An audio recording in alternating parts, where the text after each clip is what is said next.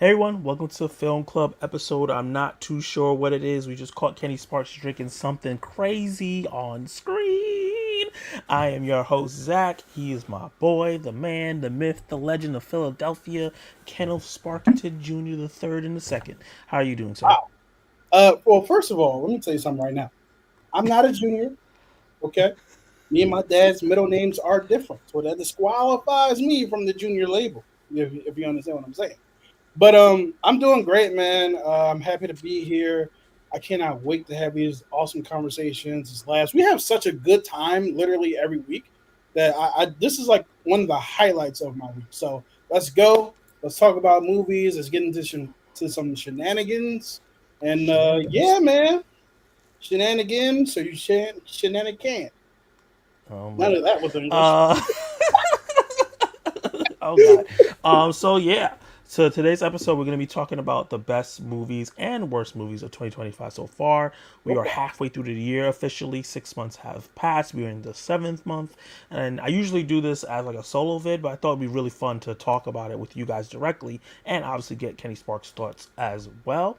Yep. And we're gonna be doing the worst first, then we're gonna be taking some of your hot takes that you sent us. Then we'll Mm. be doing the best and then doing the rest of the hot takes. So that is gonna be the formula for this video. Some of We them got some takes is hot. takes.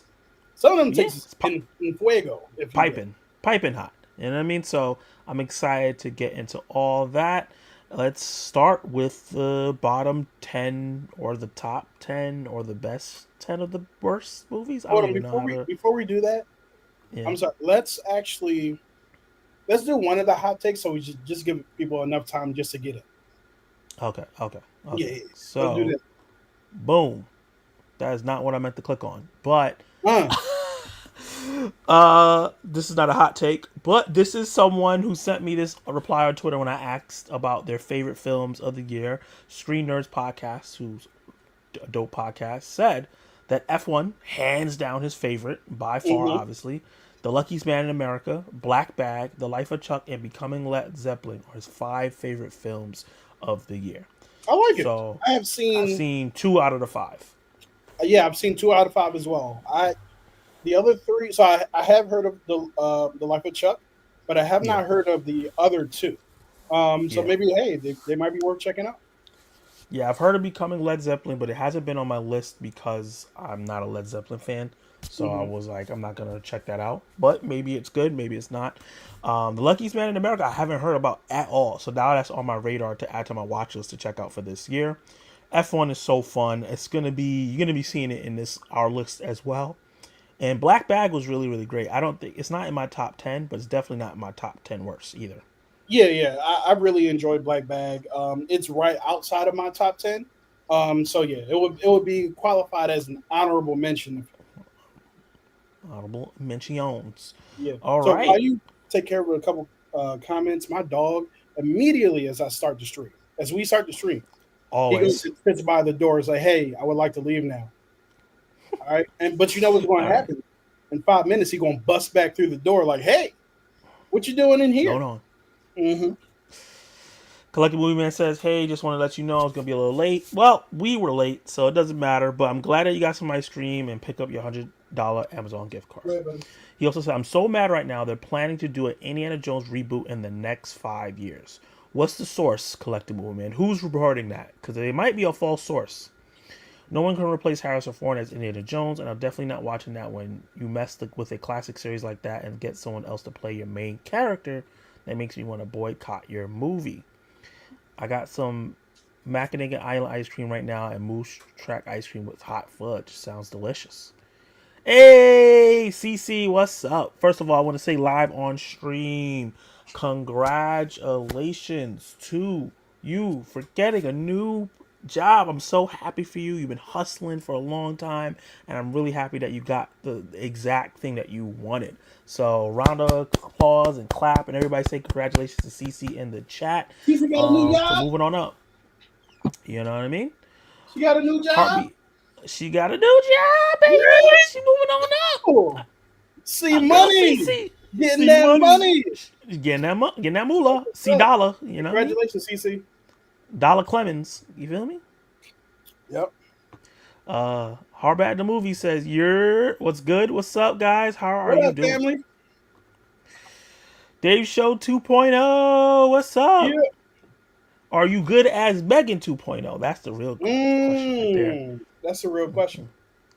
Does that person mean black bag too? No, I don't think No, because it says it. I think you might be thinking of Black Phone too, but no, it's Yeah, Black Bag is a standalone, as we know so far. so far. The Life of Chuck was really good. I gotta check it out. I've been excited to check it out, man. Which reminds me, guys, in the comments, put what you've watched over the weekend. Yeah. And as we're going through our worst and best, also put your worst and best, and if you agree or not agree. We want this to Yep. be as interactive as possible. Yeah. And I gotta tell you guys, just know these are our personal opinions. You know what I'm Oh, saying? Okay. I'm already afraid for my list. Zach's list is a little. I'm not sure if 90% of the people on the planet have seen these movies, but wow, that's crazy. they are the worst. But yeah, yeah. So did we talked about Indiana Jones. We talked about Yep. uh, your friend's top five of this year so far. Did we get to any hot takes yet? We just did that one hot take. No one's dropped any hot takes in the live chat, so we're gonna start with, I guess the top half of our bottom of Yeah. So 2025. I 6 through guess 10. that's how it goes. 6 through 10. And that is not what I wanted to click on. Why is that happening? Why is it clicking on the thing that I'm not wanting to click on? How do I switch it? It's disobedient, man. Let's see. Oh, Oh, that's not what I wanted either. oh, Technical issues. Message. message. Uh, what's going on? Are you okay? What am I doing wrong? This Is is your not what I wanted. is your technology? Well, while we're here, I guess we'll answer this because we're having technical issues. This is why when yeah, you start doing stuff new with StreamYard and you don't know what the hell you're doing. StreamYard Um, on some other I stuff. guess we'll do this hot take. Yeah, Actors and actresses perform better in horror movies than any other genre of film. Okay. that's a hot take, Yeah. and I want to say I'll start off on this. Also, y'all let us know in the comments what y'all think. I think that this is true. I think that there's there's two types of movies that or genres of film that people don't get enough credit for that are actually more difficult than the other ones. One is horror, and the other is comedy. Comedy is difficult. Horror is It also is. difficult because you have to have a range of emotions. You know what I'm saying? So your face. I was So like, what is he doing? if you guys last year, Smile 2 came out. And Smile 2, the lead actress whose name I cannot remember. What's her name? I'm forgetting right now. I feel bad. Naomi Scott. Boom. Naomi Scott. Her performance in Smile 2 is better than some of the performances that were actually nominated for awards last year. Right? So she had a range of emotions that she expressed throughout that film, whether it was fear, like fear, elation, like just the dramatics and all of that. Right? She does everything that she possibly can with her facial expressions and the like. Also, not for nothing, throwing Toni Collette from Hereditary. You'll be hard pressed to find more performances that are better than her performance in Hereditary, another horror film. She's good in a Mickey 17, well, she's amazing in Hereditary.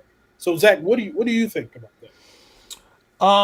I think that horror performances definitely needs way more respect than they get. They definitely should be nominated for awards more often. I don't know if I could say that they perform better overall in horror films because I think that horror films usually lack the little moments of nuance and Mm, contemplativeness and that stillness. It's always kind of like go go go go go. mm, So there's certain things like when I would say like Little Women, right? The performances in there are fantastic yeah.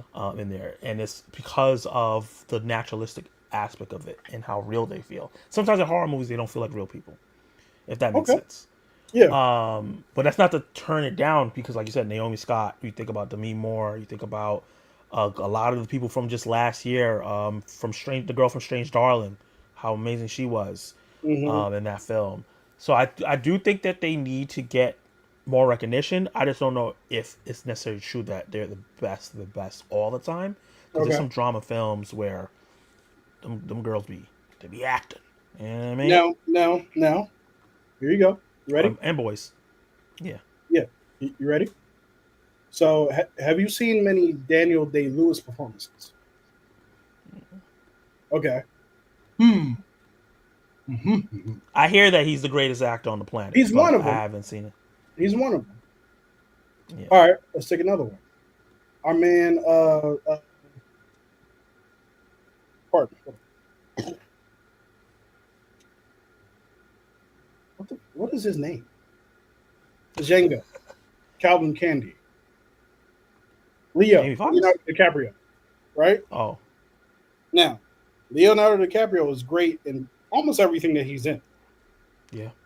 but he will be incredible as a horror antagonist. You know what I mean? Yeah. Matter of I can fact, see our that. guy McAvoy. James Oh yeah, McAvoy. Professor X. But anytime he's in Split or the movie that we just saw last year with the who were See no letting evil. him Speak no evil. speak Speak no no evil. evil, hey, you know what I'm Yeah, he was saying? great. He Fantastic. shines. Jack Nicholson in The Shining is another one. I know I don't think Yeah. you've seen The Shining as of yet, but No. once you see it, you'll be like, hey, here's Johnny. You know what I'm Or saying? even But Silence of the Lambs. You know. Silence of the Lambs. Anthony, is that Anthony Hopkins? Yes, it is Anthony Hopkins. Yep. Yeah, Anthony Hopkins. I want to be Yep. near that. Fanatics. Yeah. So yeah, I think there's some merit to it, but I also think there's merit to what you're saying too. I think it's just not recognized as much as it should. No, it's not.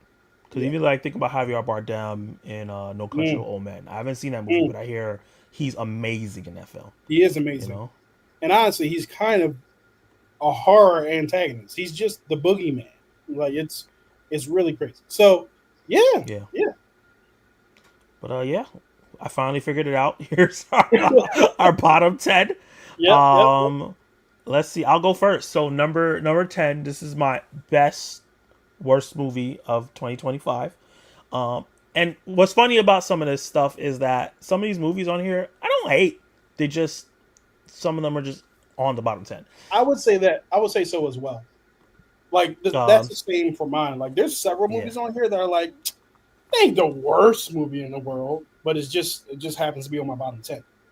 Yeah. So Odessa is a Hulu original film starring Sadie Sink from Stranger Things fame and The Mm, Whale and other things like that. She's gonna be Spider-Man, and she is the daughter of a famous guitarist in a post-apocalyptic world. And her mother just died, and now she's off to figure out how to live life on her own after taking care of her mother for so long. It's a musical. It's a rock musical. It's a love story. It's kind of queer. It has a lot of interesting elements to it. It's bright, colorful, and neon. I just didn't care for the singing. And you know how I am with musicals. mm, Like you got to be real good for me to like it, and I don't yeah, think that it was that good.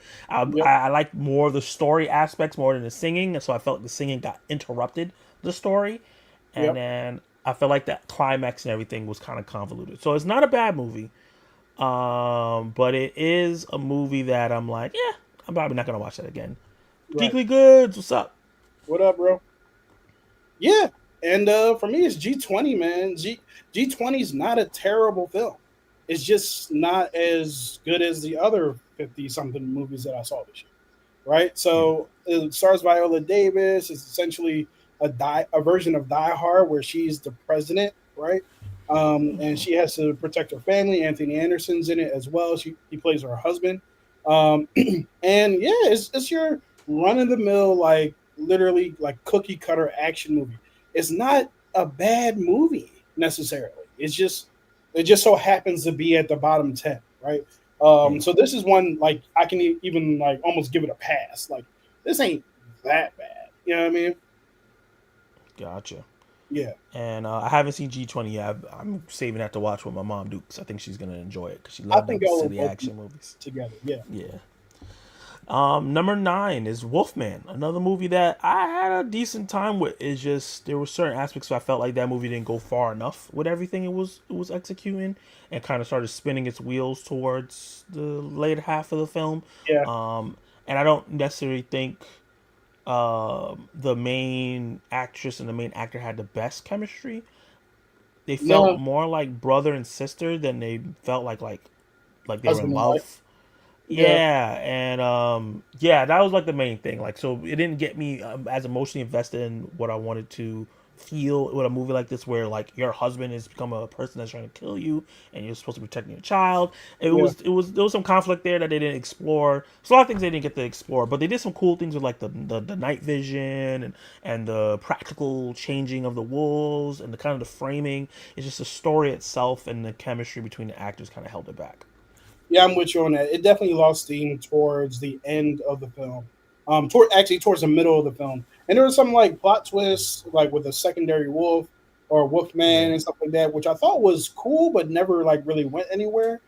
yeah, And yeah, like it's a solid movie. You know what I mean? Like it's a one time watch. Hey, your friends are over. You guys want to put on Wolfman while we play Uno? Like it's one of them. You know what I mean?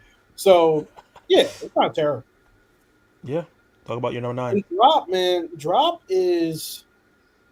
Drop is bad. uh, Drop Drop is not good in my opinion. Like I went to the theater excited to see it. I love the premise. I love the trailer. I thought like a lot of it seemed like a lot of fun. But when I got there, the idea of this person is in your restaurant with you, drop shipping you or dropping things to your phone, and you're seeing it, and their instructions, or else the person you're with will die, or your son who's at home will die. Like I thought that was a really good idea and a really good premise, especially in our modern age. But the Yeah. problem I found with the movie was it didn't do enough with the dropping, with the drop ship, right? So it was like, hey, Mm, like none of the instructions were crazy enough, right, to justify what was happening, right? So it was like, hey, go turn the hose over here. Hey, go to the bathroom. Hey, go to the thing. So like I'm just kind of like, okay. Yeah, I mean, like it and then by the end of the film, it was just like, okay, no, this is just ridiculous. Like they started like saying, hey, look, this is a movie that's not supposed to be taken seriously.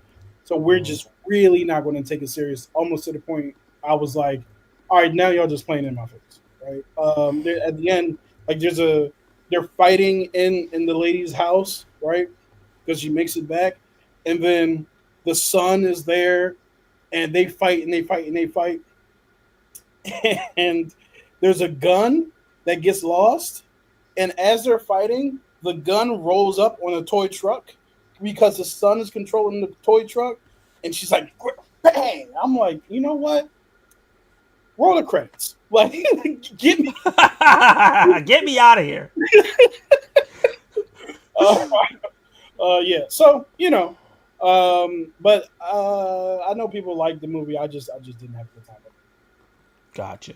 And then we're gonna get into the comments right when we finish D6, and then we'll go into the comments and get into the top, the worst of the worst. Mm-hmm. So my number 8 is Street Trash. It is a sequel, spiritual sequel to a film of the same name called Street Trash that came out in the 80s, 90s. It's a zombie film or kind of affected film about this company that dumps waste by the homeless and they turn into mindless zombies. And it's now in the future, whereas present time where it's like really bad and a lot of people don't have nowhere to live, and they're still experimenting on people. They're literally grabbing homeless people off the street and still testing stuff on them, and they're turning into these pussy, nasty looking infected people. And then these homeless people are just trying to survive, and they take this girl in who is now homeless, and then she gets kidnapped, and they're trying to get her back, and it spirals into this whole thing where it's them versus this whole organization, right?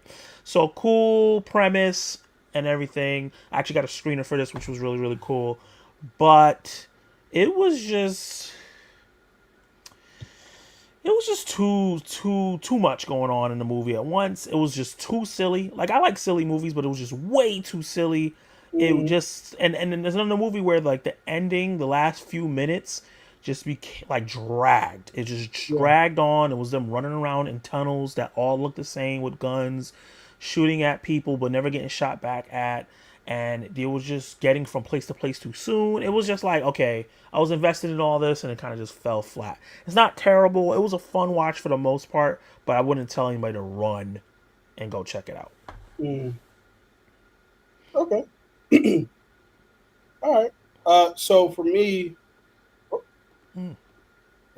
for me, the next one is the monkey. The monkey pissed me off. So the monkey had a very good premise, similar to Drop. Actually, a much better premise than Drop. The trailer was phenomenal, but when I got into the movie, or when the movie gets into itself, it just turns into like was gore, like a gore fest, right? And it becomes Mm. a gore fest with not much substance to it, right? Uh, yeah, it becomes a gore fest with like not much substance to it. So it's like, okay, I understand that the monkey, like if you pull the lever of the monkey and bring it out and kill somebody random and all this other stuff, and it's talking about death and how everybody dies and blah blah blah blah blah. But once they jump to the future, where both the brothers are adults, one couldn't tell which brother was which. Number one. Number two, the other, and there were twins, obviously. And the other, no, I don't think they were twins. What? They were twins. They were Anyway, twins. yeah. And the other part was he had this whole relationship, the main character with his son, that was all show and no tell. It was like, oh, you're a bad dad. You're a bad dad. Like we didn't see any of the growth of his teenage years or anything. It just made such a huge jump that it's like, oh, he's just a bad person. Blah blah blah blah, and then it just turns into a gore fest. And I was like, all right, like to me, it just lacks substance. However, practical effects were amazing. I will give it that. Um, yeah, good concept, but not a lot of substance to it. Yeah, I feel similar to the monkey. I liked it more than you did because I had a lot of fun. I thought it was kind of funny. But once they get older, the film does drop off for me in terms of interest. I was really excited to see how these kids were going to handle this crazy monkey situation. Also, try to figure out like where it came from. We don't really get a clear explanation of that. I heard at the ending kind of explains it, but it's like some metaphorical poetry shit that I didn't really want to look into. Um, yeah, I like you said, I think that it just took a big too much of a leap after they Hmm. became an adult, like you said, where it's like, okay, I'm not connected to these versions of these characters because they don't seem too much like the ones that we saw. Like I get the dynamic of the main guy who's the father was the shy kid, and then the asshole brother was the one that was an asshole to the shy kid. So I Yeah. get that, but it was just so drastic, like it was insane. So and I then like they remember. had the part where he went to go talk to the guy from Lord of the Rings. What was his name Yeah. again? The main Uh, guy. oh. Frodo, the guy that Yeah. plays Frodo. Yeah, Yeah. and like that aspect, and I was like, why is he even in this movie? Anybody could have Yeah. played that. Yeah. So Oh yeah, because he was like, and then yeah. So, yeah, but but yeah, like I remember feeling like that child is not that adult. They are nothing alike. You know how when you grow up or you see characters grow up and there's like some kind of mannerisms or something? similarities. Yeah, there was Yeah, none. Anyway, we should move on to the next one, which yeah. is Snow White. My Snow White is Snow actually White. on both of our lists, so we'll Yeah, both talk about it just to save some time. But I won't tell you guys where it is on my list. yeah. So it's my number seven. I just thought this was just a mediocre movie. I thought it was okay. I didn't hate it like a lot of people did. It Mhm. looked good. I think some of the VFX was strong. I think that the dwarves looked weird, but it was interesting that they still had small people in the film after that as well. And I thought Rachel Zegler did a great job. But I just feel like it was kind of just okay, right? Like there was no depth to it.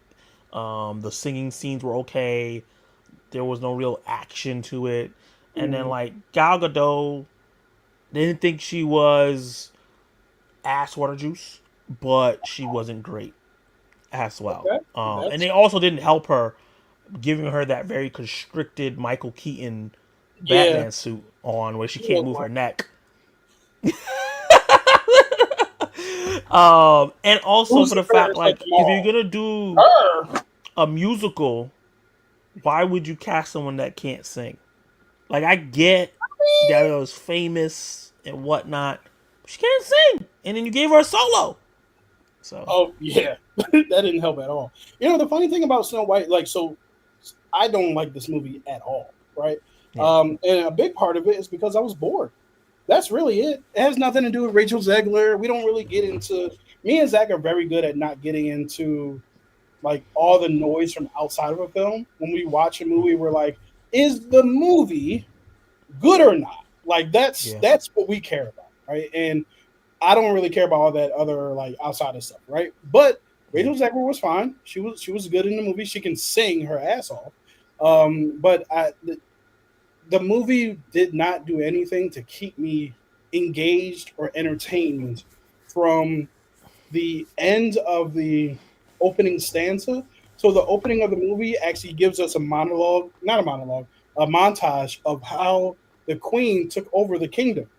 That yeah, part of the movie was better than the rest of the movie, and I wish we could have stayed there and saw that progression. I honestly wish that was the movie, that we saw the queen come in and slowly take over and stuff like that, because that's a different angle than what we've seen in Snow White before. And I've already expressed this, but I'll express it quickly. I think that Disney live action films of those old classic movies should focus more on the things that happened outside of the main story, right? The things that are either next or the sequel or a prequel. Like Mufasa, I actually really enjoyed. And a lot of that has to do with it not having the baggage of having to carry what the original movie was, even though the 2019 Lion King was awful, awful. Like just voice acting of some of the best voices in the world, awful. Like yeah. Beyonce and Childish Gambino have two of the best voices on the planet, and they were awful. But anyway, but yeah, so that's it. We'll talk. We'll show where my ranking of Snow White is, because obviously it's not in the 6 through 10. As a matter of fact, you guys can guess where I actually put it. Um, Yeah. in the Now meantime, talk about your number 7. yeah, number siete is Love Hurts. Love hurt because I was rooting for this movie. I was rooting for her because Kiyu Kwan, like I'm a big fan of Kiyu Kwan, especially since he came back from Everything Everywhere All at Once. He has been like a gem every time he shows up, and I was really excited because this is like his first lead role, and the movie was terrible. The movie was not good at all. There were some good action scenes for sure.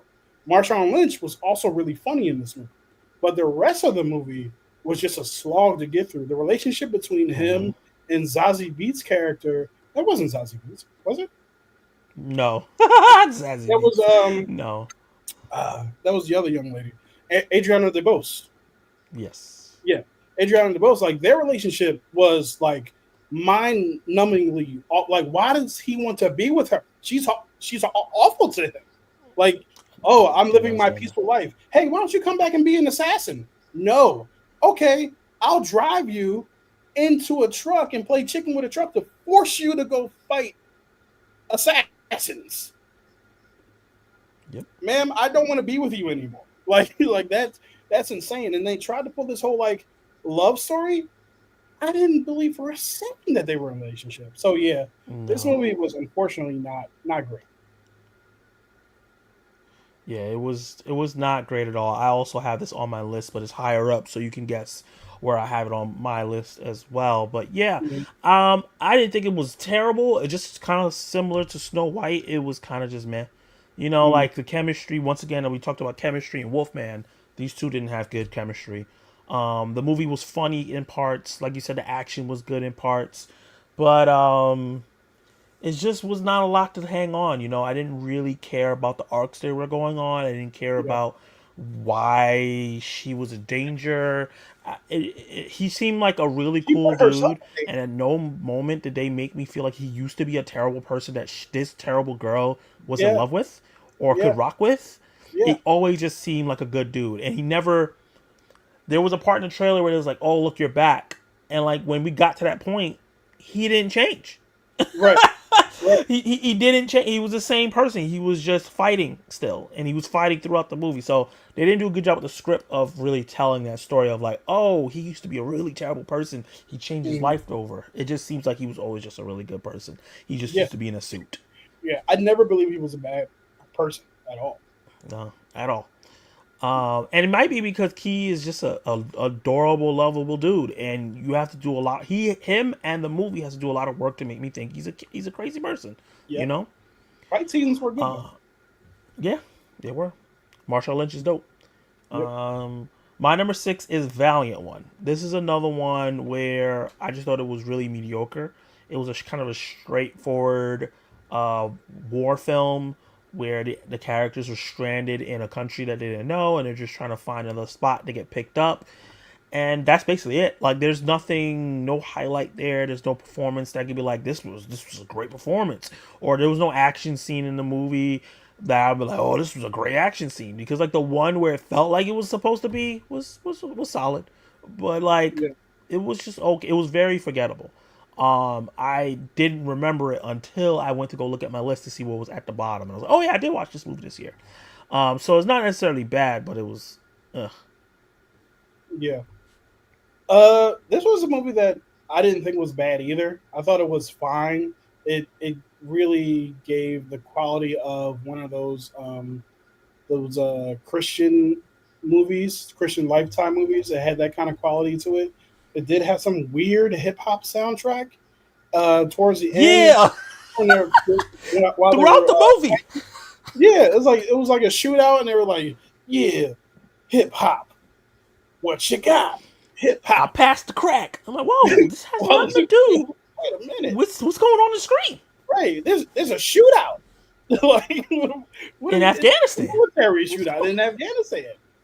Why is 50 Cent here? No, I'm joking. It wasn't 50 Cent, but it was like it was crazy. So yeah, it's fine. But our number 6 is or my number 6 is Locked. Locked was fine. Locked was a movie where essentially this I think it was Scars one of the Skarsgårds. Bill Skarsgård, I think it was. Or Stellan. It's Bill. Anyway, yeah, Bill Skarsgård essentially tries to steal Anthony Hopkins' car, and he gets into the car. The car is Locked. locked. Thank you, Zach. The car is locked, and he can't get out. So he has to stay in this car until the Anthony Hopkins lets him out. And Anthony Hopkins is a person who was so frustrated with the state of the world that he set up this car and put it in a bad neighborhood on purpose so somebody could break into it and he could lock them in to teach them a lesson.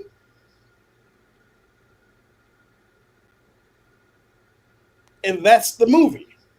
So That so sounds like a Bill parody. Skarsgård wants to take care of his daughter, so he goes to steal this car that he sees in this parking lot that doesn't look like it belongs there. And he gets in, the car locks, and he's trying to get out. It's like, look, man, I'll turn myself into the police. No, no, no, no, no. What'll that do for you? I'll blah blah blah blah blah. So then, What? Bill Skarsgård starts cursing him out. You let me out this effing car! Ah! Remote control turns the heat of the car all the way up, leaves it on like that, and blasts opera music for hours to torture this kid to Wow. teach him a lesson. He's the one that needs to be taught a lesson, right? So, He needs to and be then he's like, brought I back to the apologize. tool shed, and you need Yeah, to go away, old man. I apologize. I'm sorry. I won't say it again. I won't curse again because he didn't like people cursing, right? So then You trying to royal this man to opera music? What are you talking about he cursing? tries to break out of the car. He turns the heat down, so he freezes this kid. Opera music loud as hell. Like that's the movie. Like legitimately, that's the movie. And it sounds like fun for like a little like a short film, but it was 90 minutes and it was a very long 90 minutes. Oof, that's rough. He's in that car the entire movie, basically. Like after the Wow. first 5 to 10 minutes, he's in that car for the next 80 minutes, 85, 80 minutes. and Whew. we are also in this car with him for the next 80 minutes, and he just feels like end this movie, please. So yeah, It sounds similar. Well, not. Yeah, it kind of sounds similar and similar premise to like Buried with Ryan Reynolds, which is actually a great yeah, movie. yeah, that's a fantastic Um, movie. but it doesn't sound like it's executed as well. The tension Mhm. is just not there. It sounds like because of silly reasons. I'm mad with the world, so I'm gonna lock this random person in this car. Nah, they took my job. Took my Mhm. job. Let's see. So let's get into the comments. We'll get into some hot takes, and then we'll get into our best six. Yeah, Let's see. So we did that. That I makes me got want some to boycott stars the over here movie. just so we can Let's catch up see. with it. Yep. Oh my God, No Survivor 2 came out in 2024, but I don't care. Add it to the list. Hilarious. You know what? Who could Uh, add it to this is Dark because it didn't come out for him until this year. So that's true. technically, that's fair. Yeah. Watch F1 and Megan 2.0 last weekend. That's a good double Nice. feature. Actually, I did the same thing. Saw both of them. Me too. Also, ask me that question May 31st, 2026. That will be my channel's 1 year mark. I'm excited for you, man. You Yeah, started a new journey, 2.0. I'm hoping it goes good for you. yeah, man. Can't wait to see how you do, bro. Collector Movie Man's his movies that he likes. Wait, from these are all the movies I watched this weekend. F1, Zero Okay. Dark, Whiplash. I heard Whiplash is great. The Yeah, Martian, Midwest phenomenal. Martian's phenomenal. Spider-Man: Homecoming, Far From Home. Great movie. Good movie. Sounds like a solid lineup. I heard Zero Yeah, Dark is great too. So yeah, that's a really good lineup, man. Dave also watched Megan 2.0 and F1 over the weekend as well. That was a Those double movies are feature. gonna be popping up already. You know, Yeah. you know. Mm-hmm. Uh, Zach and Kenny, have either of you seen Zero Dark 30? It's a really good movie, and Jessica Chastain, I don't know why I always mess up her name, won Best Actress for that movie. Have you seen it? I've never seen it. No, I've never seen it either. I've heard about it. I've heard that she won for it, but I've just never checked it out. I heard it's a really good movie. I just never had the chance. Laser Michael says, I'm so ready for 2026 now for movies. This year has not been great for film. Yeah, Ooh, it's been half. I feel I like if think, July is as yeah, strong as we think it could be, yeah. hmm I think the second half of the year is going to be a lot better than the first half. I think January, February, March, and maybe half of April was pretty rough. But I think after the end of April into May and June, we've gotten some really good stuff. yeah. And I think like so we're doing our top 10 best and worst of the year. I think that a lot of our top 10 and a lot of our bottom 10 will be very different by the end of the year Oh because yeah, there's I'm going to be a 1000%. lot of movies. Like there's some movies in my top 10 that I'm like, you in the top 10 because there's not many more movies that I've seen that are better than you at the moment. But I don't expect you to be here at the end. Yeah, And the same thing with my bottom 10. The bottom 10, 60 that we just talked about for like worst movies. I'm like, you can yeah, see some of I'm those gonna see moving some up. worse movies than that by the end of the Yeah, year. Sure. You know what I mean? of So course, yeah, definitely. CC said worst of the year for me is The Surfer with Nicolas Cage. Absolutely hated it. Yeah, I've heard mixed stuff about that. same. So I put up a poll asking, how you guys feeling. One of the votes was are you crashing out? So I said, who voted crash out? And Goods was like me. He said, first before he answered that, he said, I almost thought it was going to explore more of an allegory of toxic masculinity and how there's an inner beast within us, but nah. That would have been a good premise because his father was rough on him, Yep. and then it's like that trauma passed down. His father ended up turning the beast. He turns into the beast, but they never really connected it. It seemed like they wanted to, but they didn't do it. Yeah. And it was based off a short story, right?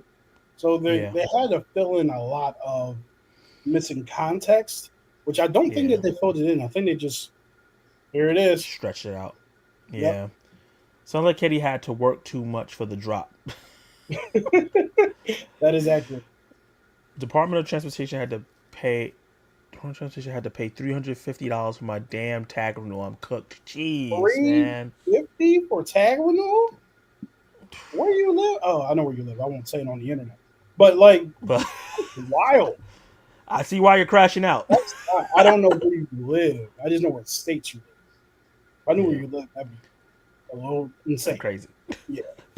The monkey was more funny than horror. Definitely, definitely. Yeah, it had some like it was funny, but then if you keep telling the same joke, it's like, It runs its course. yeah, Caveman movies and more. Told everybody to hit that like button for these cool cats. I appreciate appreciate you. you. Yo, Appreciate you. hey man, And I then love your yeah, logo, man. yeah, Your that's logo's just dope. dope. I see what you're saying, collective movement. What you're talking about is pretty deep, so we'll get that at the end. Yeah. Do we have our top 10 best loaded up? Loaded up, Kenny. We do not. So if you could remove our top 10 worst or our bottom six worst, Oh, yeah, I got you. I can Bottom upload. worst. That has been removed. All right, cool. So essentially, what we want to do to like mitigate the continual negativity is we're actually going to go and talk about our 10 through 6 best movies of the year. That way, we're not having a whole negativity fest all the way through because that doesn't sound like fun. Because nobody wants to be negative. All right, so Facts. here's our 10 through 6 of the best movies that we have seen this year. Yeah. Zach, why don't you start? Because your number 10, we just saw this past weekend. Yeah. My number 10 and 9 just came out this past weekend. So, Actually, yeah, that's true. uh, number 10 is Megan 2.0. I had a blast watching this movie. I just dropped my review for it so you can get my full thoughts. But I just thought that I liked the first Megan a lot. I actually liked it a lot, a lot. But I didn't think it was great. I thought it was just really, really good. But I did think the horror aspects for that film were the weakest aspect of it, and it was more the cringy, uncanny valley doll, and how it was trying to protect this girl, and kind of all that, and the relationship to technology, all that stuff that it was doing. I thought Yeah, those were the best parts, and I thought the horror aspect was the weakest parts. yeah, So they did the Terminator 2 thing, and they got rid of the horror aspects and turned this into a sci-fi comedy drama. And they doubled down on the cringe. They doubled down on those aspects that I liked, and I just really enjoyed this a lot more. I do wish that Megan still looked like a doll. I think that is one thing I missed from the first one. She actually looked like a doll in the first one. This one, she more looked like a CGI construct, even though it wasn't fully CGI. hmm But the movie was just really, really funny. There's an aspect, and I know you could talk about this, Kenny. There's this moment where she sings in this movie, which bro, was so damn funny. bro. I was in I the got a theater knot in my stomach. when she first hits the first note. Everybody in my theater was like, "I know this is not happening right now." Like it was so damn funny, and then she sang so much of the. I didn't expect her to sing for that long, either. It was so funny. Like it might be And one the of the girl trying to keep getting up and leave, and she was like, "Yo, yeah, yeah. Like so, I had some chuckles in what friendship, right? I had some yeah, chuckles in friendship. Friendship's really yeah, fun and an overall good movie, right? And we'll talk about that when we get to it. I had yeah." some good laughs and chuckles in gosh, what is the name of that movie? Starring Kiki Palmer and SZA. Oh, that one of them days. One of them days. I have not laughed like that all year in a movie that Yeah, I've seen, and that was too funny. it was too funny, and the action scenes were actually well choreographed. It wasn't shaky cam. You could see Nope. what was going on. It was fun, which was unexpected. It was a little gorier than I expected. I think it was gorier than the first one, which makes sense because they Yeah. made a PG-13 version of the film, and then they made an R-rated version, and a lot of people hopped on that. So I think they would kind of stretch that PG-13 a little bit because they Yeah. were cursing and they were talking about Mhm. vaginas. I was like, "Whoa, this is not a kid movie no more." Yeah. Um, I think they were like, "Well, the kids who saw Megan probably are a little older, so they can deal with it now," which makes Yep. sense. Yeah. The little girl from the first one, crazy growth spurt. I was like, wait, that's the Yeah, same tiny child? But yeah, yeah, Apparently, it was. Actually, I And her think sister is in Thunderbolts. She is is she? little Yelena Belova, that one that was in the Dark Zone, and she Uh, plays that character in Black Widow as well. got you. Yeah, but yeah. So I also saw Megan 2 over the weekend. I had a really good time with it. Yeah, and it. The funny thing, like just like we talked about a little bit earlier, about the second half of the year being, going to add a lot more to our list.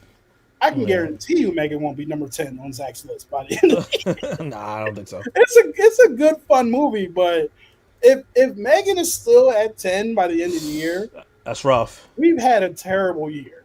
Let me just say that. So, uh,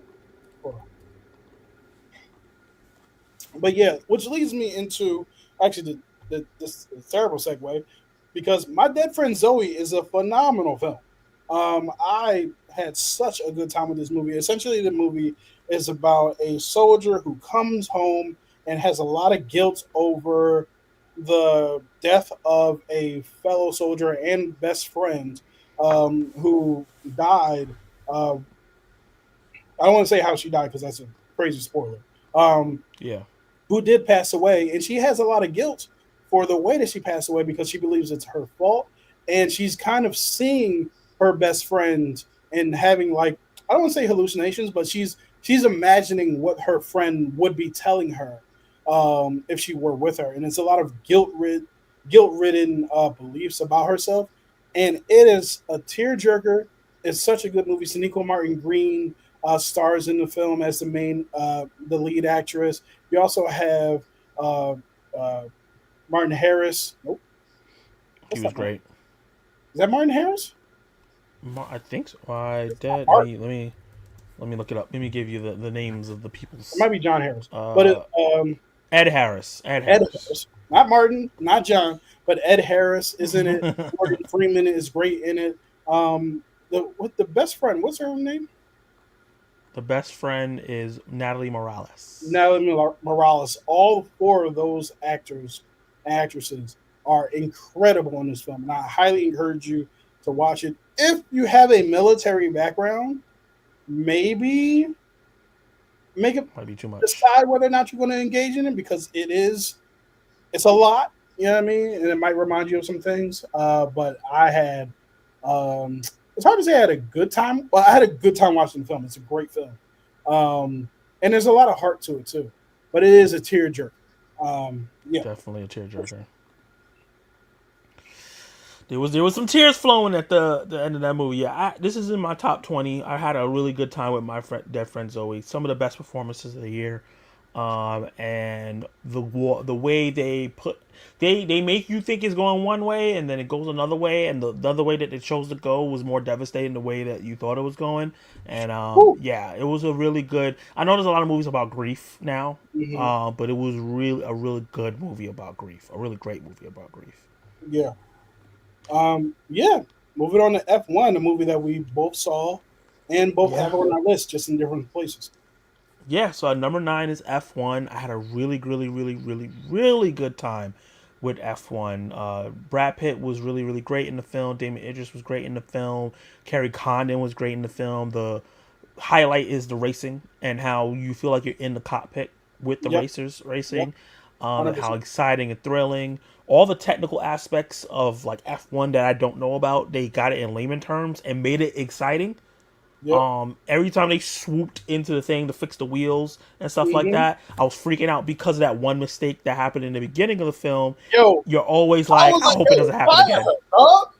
She gonna get fired. Like, I was like, yo, she's getting fired. Because if this happens again, but you find out some things. Yeah, and I gotta say that actress, she's very talented because she had a very small role. Hmm. She doesn't get to say much, but I just Yep. noticed her. She made an impact. She made an impact every time they went to that cockpit. I paid attention to her because she Yeah. just her facial expressions, things like that. Yep. The movie's not. I don't. I hate saying the movie's not perfect. I hate that because no movie is perfect. Right. But I do have some story issues and things like that, but very minor stuff. in terms of like the love story and kind of some of the stuff I wish they would explored. But it's a summer blockbuster, and it's the type of Yeah. summer blockbuster you want to go and watch with your friends. It's gonna be that type of movie that if you were a kid and your dad watched it, he would show you to you 100 million times, and you're like, Dad, can I watch Megan 2.0? He's like, No, we're watching F1 again, and you'd be like, I'm tired of watching F1. He's like, That's too damn bad. That's too damn That's the bad. kind of that's the type of movie it is. So yeah, go check out F1 if you have not yet. Yeah, ditto all around. Yeah. Oh, yeah. Wait. Well, let me just say that the relationship between Damson Idris and Brad Pitt was absolutely incredible. The thing I really liked about it was the the dynamic between the two of them. There's so much said here in this movie without having to say a word at all, right? Yeah. There's more show than tell. Like, for example, Brad Pitt never has to tell anybody that I'm trying to set you up to win. Like, it's Mm, not about me, it's not about my glory, I'm trying to help you win, right? He never has to say that. He just says, swing over to the side and overtake it, right? yeah. And then the thing I love about what kind of happens midway through the movie, in every racing movie I've ever seen, there's a crash scene. So there's a crash scene in the middle of this movie, and it's kind of like you understand that it's one person's fault because they didn't listen to somebody else, and it's Mm-hmm. like it's the journey to getting to the point where that person realizes it was my fault. I did Mm-hmm. this. And that's the Yep. crux of the second half of the movie that really made it work because you understand that every single conflict that they've had has a lot to do with the fact that he is not recognizing that he made that mistake or accepting it, right? And it's Yeah. like the entire second half of the movie is fueled by that, and everything would be better if he just, it was me. And then the crazy thing you have is his manager egging him on, like, hey, it's Yeah. not your fault. It's his fault. He put you in this. He was this and all this. And I just love like the movie has a lot to do with the maturity of both men, right? And Yeah. like they're both growing up, but at different stages in their lives. Like when Brad Pitt is like, "Hey, you taking all these pictures with all these people, and you're doing all this, and you're standing there, and you're smiling. What are you smiling about? We didn't make the top 10. What is there to smile about? Like what? Yeah. Like You're not a setting your winner. you're taking all these pictures, but if you don't win, it doesn't matter. Like it was so good. Like there's a lot of good stuff in this movie. I wish I would have reviewed it. But yeah, man, it's a really good film. That I actually now that I'm talking about, I can't wait to watch again. Yeah, I think it's going to be more exciting knowing where it's going, so you can watch it again and catch all those details. Yep, Because it's a lot of looking over and looking at people and things that, like you said, is unsaid. So I yep. think that you hit it on head. You hit it the nail on his head. Like when you talk about why the movie's good, because Mhm. it took a long time for him to admit to his mama. Yeah, It was me. Yeah. yeah. Talk about Thunderbolts, man. Thunderbolts is the best movie I've ever seen. Better than Superman, better than Fantastic Four, better than Jurassic Park, better than Infinity War, better than Endgame, better than Spider-Man 2, better than the first X-Men movie, better than Blade, better than, I'm sorry. Uh, I was like, where's he going with this? Because I'm just clip confused. that out and just send it out to the internet, and people can be furious and come click on this video. Anyway, but yeah, no, Thunderbolts was a really good and unique film in the MCU. It's not that the MCU has never done mental health stuff before, but I don't think it's ever been as much of a focus as it has been in this movie since, I want to say, in all fairness, Iron Man 3. Iron Man 3 is the last time I remember like mental health being such a heavy focus, right? So Mm, this film brings a ragtag group of heroes together, Taylor's always time. But the unique yeah, part about it is that each one of them, like they're all going through something specific, and it's all yeah, being kind of addressed. Now, there is one thing I wish the movie would have done, which is when at the climax of the movie where we get into the void, I do wish the film would have spent more time in the other characters' void spaces, right? We okay, actually have a question coming up later that this is the answer to that question, right? And so we'll talk about that when we get to some more of our questions. But yeah, I thought Thunderbolts was really good. I love the conclusion. Enjoyed Louis Dreyfus. I enjoyed her performance. I think Yelena Belova is a great character, one of the best and most fleshed out characters since Endgame. Like we've seen her the most, and she's grown the most. And I really enjoyed going through this. And then the post credit scene was great because it leads us right into where we're going in a couple weeks. So I'm really excited for the future of Marvel because we have kind of left the Chapek era and we're back into the creatives running the joint. So I'm looking forward to seeing what we do. Yeah, I agree with everything you said about Sinners. I'm Sinners. I saw him say something about Sinners. I said that. Thunderbolts. I agree with it. The only movies that really talk about mental illnesses or projects is Iron Man 3, and then you get WandaVision, and I guess One, kind of Moon Knight yep, as yep, well. Moon Knight, but those are the movies, right? With yeah, the yeah. big budgets and really time to explore it in Mhm. a theatrical space. So it's Iron Man 3, and then kind of this, and I think they did a really good job exploring all of it, doing the action. Had a really good look. It didn't look like all the other MCU films, Yep. and I think the climax was very different from all the MCU. I thought it was gonna be very similar to the MCU films in terms of that light beam coming down, but it was very different, and I like that it was. Yeah, yeah. Also, not for nothing, Thunderbolts is a better title than Young Avengers. It just is. Sorry. Interesting. Okay. Yeah. Now that's a Young Avengers. I mean, New Avengers. New Avengers. Yeah. Thunderbolts is a much better title for that specific team, and in Oh general, yeah. New Yeah, Avengers. they shouldn't Oh, have. so They here's shouldn't the have called them Avengers. New Avengers. And here's the Mm. new Avengers. No, just they're the Thunderbolts. It's fine. We have a new team that's separate. You can sell Yeah. more, possibly, because you have a team with a different type of identity. The Avengers have kind of a feel to them Yeah. that's not the Thunderbolts, right? So, you know, it is what it is. All right, talk about your ballerina. Yeah, Ballerina is one of the best action movies I've seen in a long time. I had such a great time watching this movie from beginning to end. Anna de Armas is great. The action scenes are some of the best action scenes in the John Wick franchise. I really like the third act a lot. It Mm-hmm. does last long, but it's so exciting that I was so locked in. I didn't care.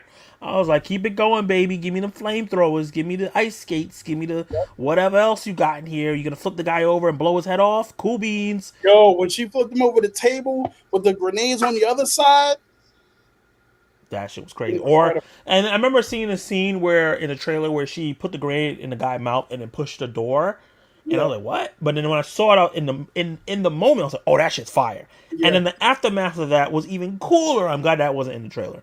yeah. What that hole and everything. The movie was Mm-hmm. the action was so good. The acting was on par. The story got a little shaky in the third act, but I was fine with that because the On movie was so good Assassin overall. Mountain.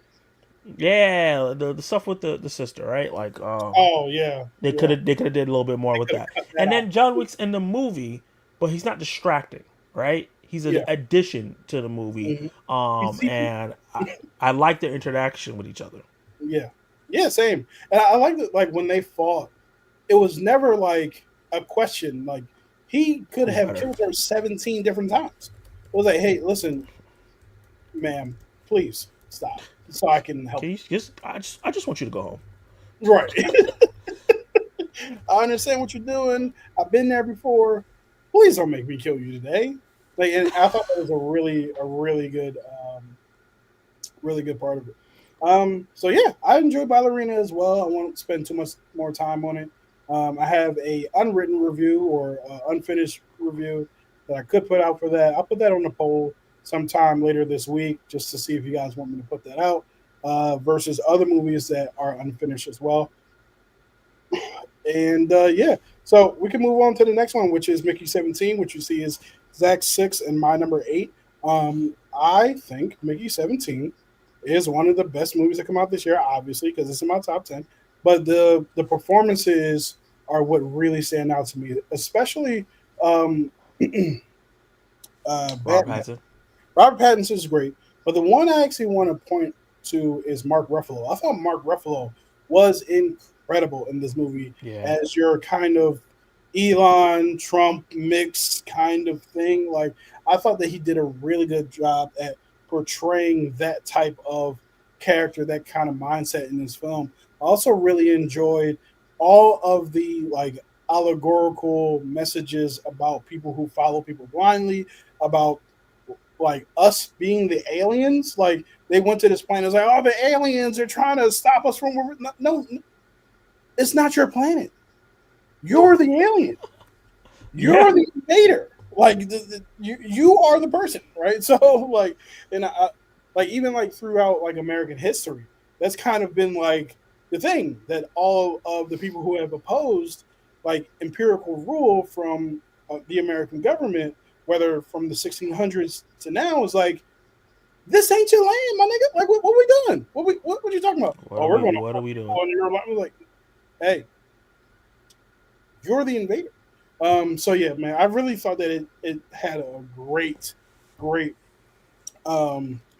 allegory to today, even though it was written years ago before this current administration, right? Yeah. But it's also a really good sci-fi. It's also really Yeah. good sci-fi. The death scenes of Mickey were Real really fun. really fun, and it really gave you a lot about the world, um, and so you can actually enjoy the world building that they did and understand what the rules were. So yeah, what did you think of your number six, Mickey 17? Yeah, I loved it. The sci-fi was really good. The movie's a lot funnier than I expected to be. Um, Robert Pattinson is fantastic as all the Mickeys, and then when it's Mickey 17 and 18 together, and the twin, like this is a year of like twin performances. We got Michael B. Jordan doing great twin True. performances. I heard Robert De Niro's really great Alto Knights as twins. I heard the movie's Okay, not I great, haven't but I seen heard that either. he's good. Yeah, And then Robert Pat, another great performance under his belt. Like everybody keeps trying to put him as a Twilight Man, but he's shown that he's one of the best actors on the planet. he's far from that now. And every time I see him, he's doing something different. If you look at Tenet versus this versus the Batman versus Good Time, it's different characters with different ranges. Naomi Aki is fantastic as well. She made a Great. fan out of me. She's also great in Blink Twice from last year. So she's definitely on my radar. She has a movie coming out called, I think, Sorry Baby. That's supposed to be really, Mhm. really great coming out. I think I just got a free ticket for that from A24. Oh, nice. Um, and yeah, I just, like you said, Mark Ruffalo makes or breaks the movie for people, right? There's some people who Yep. do not like his performance and think it's over the top. I think it's perfect because when you see Okay. what he's doing and then you look at what's going on in real life, you're like, well, this is not that It different. might not be far enough. A little too close. And then Yeah. having Tony Collette be that woman in his ear and how all that allegory, like you said, worked out. I thought Hmm. it was really great, and how the creatures were kind of a allegory for kind of native people of the land, like you were talking about. All that stuff really worked for me, and the movie was just really, really fun. Yeah. Yeah, man. So what we got next? We Number both have seven. Bring It Back on Yeah. our list. So why don't you go and start with that? Yeah, bring her back. One of the most what do I say? It's not. I think it might be the scariest movie of the year for me. It's Yep. not my top horror film. Obviously, there's going to be another horror film that's higher up, but Okay. I think the film that I have Oh higher up yeah, is yeah, not yeah, yeah, yeah. scarier than this movie. I think this is the scariest movie I've seen this year. Right. The tension, the story, anything time the kids are in danger in a horror film, it Hmm. automatically gets me like, oh god. The performances from everybody, all the main cast, is fantastic.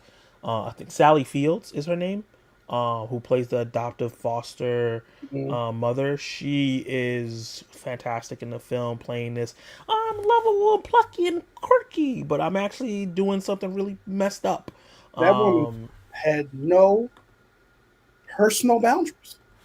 no, no, no, no, Zero. no. She don't know nothing about that. When she took that boy's phone, I was like, hey, no. Yeah. Hey, you talking about taking the phone when she smacked the girl in the face? I was like, She oh. yo, yo, that punch was crazy. I don't When the know how girl they faked that. down and she just I was I was in the theater like, what is happening right now? Like it was Because we've seen scenes like that, right? We've seen scenes yeah, in movies where the creepy person stands over the person and watches them, contemplates, and then it cuts. That's usually what Never, the scene is, never seen anybody get punched. Never seen. like that in their sleep. Yeah. And punching someone, and then the added fact that the person is visibly impaired. You know Right. what I mean? And that affected me because I have a similar visual impairment to the girl in one of my eyes, Mhm. so I kind of related to that fact of like not being able to see everything, and Yeah. also like I've been hit on that side of my face and didn't know Mhm. what the hell happened to me. Yeah. So like to be asleep and it happens, and then they blame you. It was a lot going And on in the the brother has film. a history of violence, and it's like Yeah, all of the but layers. all the layers. We got to shout out the most impressive performance and the most impressive kid in here is Jonah Ren Phillips, who plays Oliver. Yep. Yep. He was so creepy, but he held it so well. Like I believed he was a demonic boy, or Yep. some crap was inside of him taking over. There's so many scenes where he's eating stuff that he's not supposed to be eating. Yep. Like the knife Oh my scene is god. just so hard to watch. I want to stop talking about this movie because I want to stop thinking about the teeth and the knife. Yes, I s- uh, I have a thing it about was a like lot. fingernails and teeth being fingernails and toenails and teeth being like Mm. harmed in movies, and then like it's the first time in a long time where I actually closed my eyes in the theater seeing something horrifying. Like I was like, Mm. "Yo, what? Please, no, stop it, stop it!" Like it was that bad. And then not only was it bad because you could see it, you heard it too, which made it worse. The sound design in this movie is unfortunately great. So yeah, this movie is great. It's also on my list as well. It's a little bit higher up. But yeah, yeah, and let's talk about something a little bit lighter. Yeah, we going from one opposite to Right. the opposite spectrum. Yeah. And friendship, man. Talk to me about friendship. Yeah. Well, it's your movie. Oh, it is, isn't it? Yeah, I know it's on both of our lists. So, but yeah, Yeah. friendship was too funny. Friendship is so damn funny. But the thing about friendship that I really enjoyed was I went into the movie because of the trailers thinking one thing, and it was something totally different. If you really watch this film, Paul Rudd and his friends are the normal ones. But if you watch the trailer, you're like, hey, oh man, he's in he's in for it, hanging out with these guys. And when they're like, hey, Yeah. we don't hang out with you anymore. When you watch the movie, they are completely justified, even if they are some weird people as well. Because when they burst out in the song, I was like, hey guys, what we doing in this man's garage? Just singing a tune, like it's Yeah. hilarious. So what's going on here? But I think some of my favorite parts are, um, well, there's a few. One when he's like, "Hey, you guys want to go see the Marvel this week? There's a new Marvel." Yeah. I was I heard it's laughing my awesome. ass off. I've been seeing people say that over and over now. There's a new Marvel coming out, but also like um, the way that he was about spoilers for movies that he had already seen was Yeah. hilarious. He was like, don't spoil it." It was like, "Sir, please." And then the wife, and you saw the wife, and she had a relationship with the firefighter, and then you saw who the firefighter was, and you understood. But it was Yeah. like it was this whole thing was like, yeah, I'm just gonna go hang out over his house and all this stuff like that. I was like, yo, this is insane. The very first scene of the movie is they're all in. I think it was like couples marriage or counseling or something like that. Oh my She's god. talking about the firefighter. She's talking about him. And it's like, yo, this is crazy. The very first scene. And I'm sorry, I'm filibustering at this point. But all I'll say, and I'll actually hand this over to you, the tunnels. The tunnels. That's all you gotta say. If you saw the movie, you know about the tunnels. It was so I've wild. in the tunnels for weeks. Like, what? Yo, first of all, piggyback off that first scene. You're talking about her talking about the fire. I gotta go buy this movie because A24 has it on sale on the site with the special edition. I gotta get that. That and Warfare. We're gonna be also talking about that movie later. Yeah, yeah, yeah, yeah. But the you talking about the fire. I didn't even realize she was talking about the firefighter, but that makes sense. But she was talking about surviving cancer and all that stuff and all the things that's done to her, and he started putting it on himself and and said the most inappropriate thing in front of everybody, and I was just like, what is wrong with him? Yeah, Like, yeah, I was like, as soon as I saw that, I was like, okay, I'm in good hands with this movie. I already know this is yeah. about to be wild. It was funny from the moment it started. Yeah, then the whole like the wig cap thing was Oh funny my as god. hell. Yeah, The tunnels is hilarious, and then there's another aspect that I'm trying to like when he broke in the house. Like it was just yeah. so much going on, and I never was bored in the No, movie. It just kept going and like progressing the story, and he just kept getting more unhinged, and like he just didn't realize how awkward and like how other people felt around him. It was yeah. just so solely focused on himself to the point that when he was having his acid trip, Oh yeah, it was about him. yeah. Yo, the funniest thing about this movie, and I really wish I would have reviewed this movie as well, is that I've never seen a character make the wrong decision every time. Every time, Every every time time. it was the wrong decision, and you as the audience member are just sitting here like, why would you do that? Why would you say that? Why would you go there? What are you And then doing? you think he's gonna do the right thing, Yeah. then he does the wrong thing, and I'm like, The smart thing oh. is they don't just show him doing the wrong thing. They show him contemplating what to do and then doing the wrong thing. It was so good.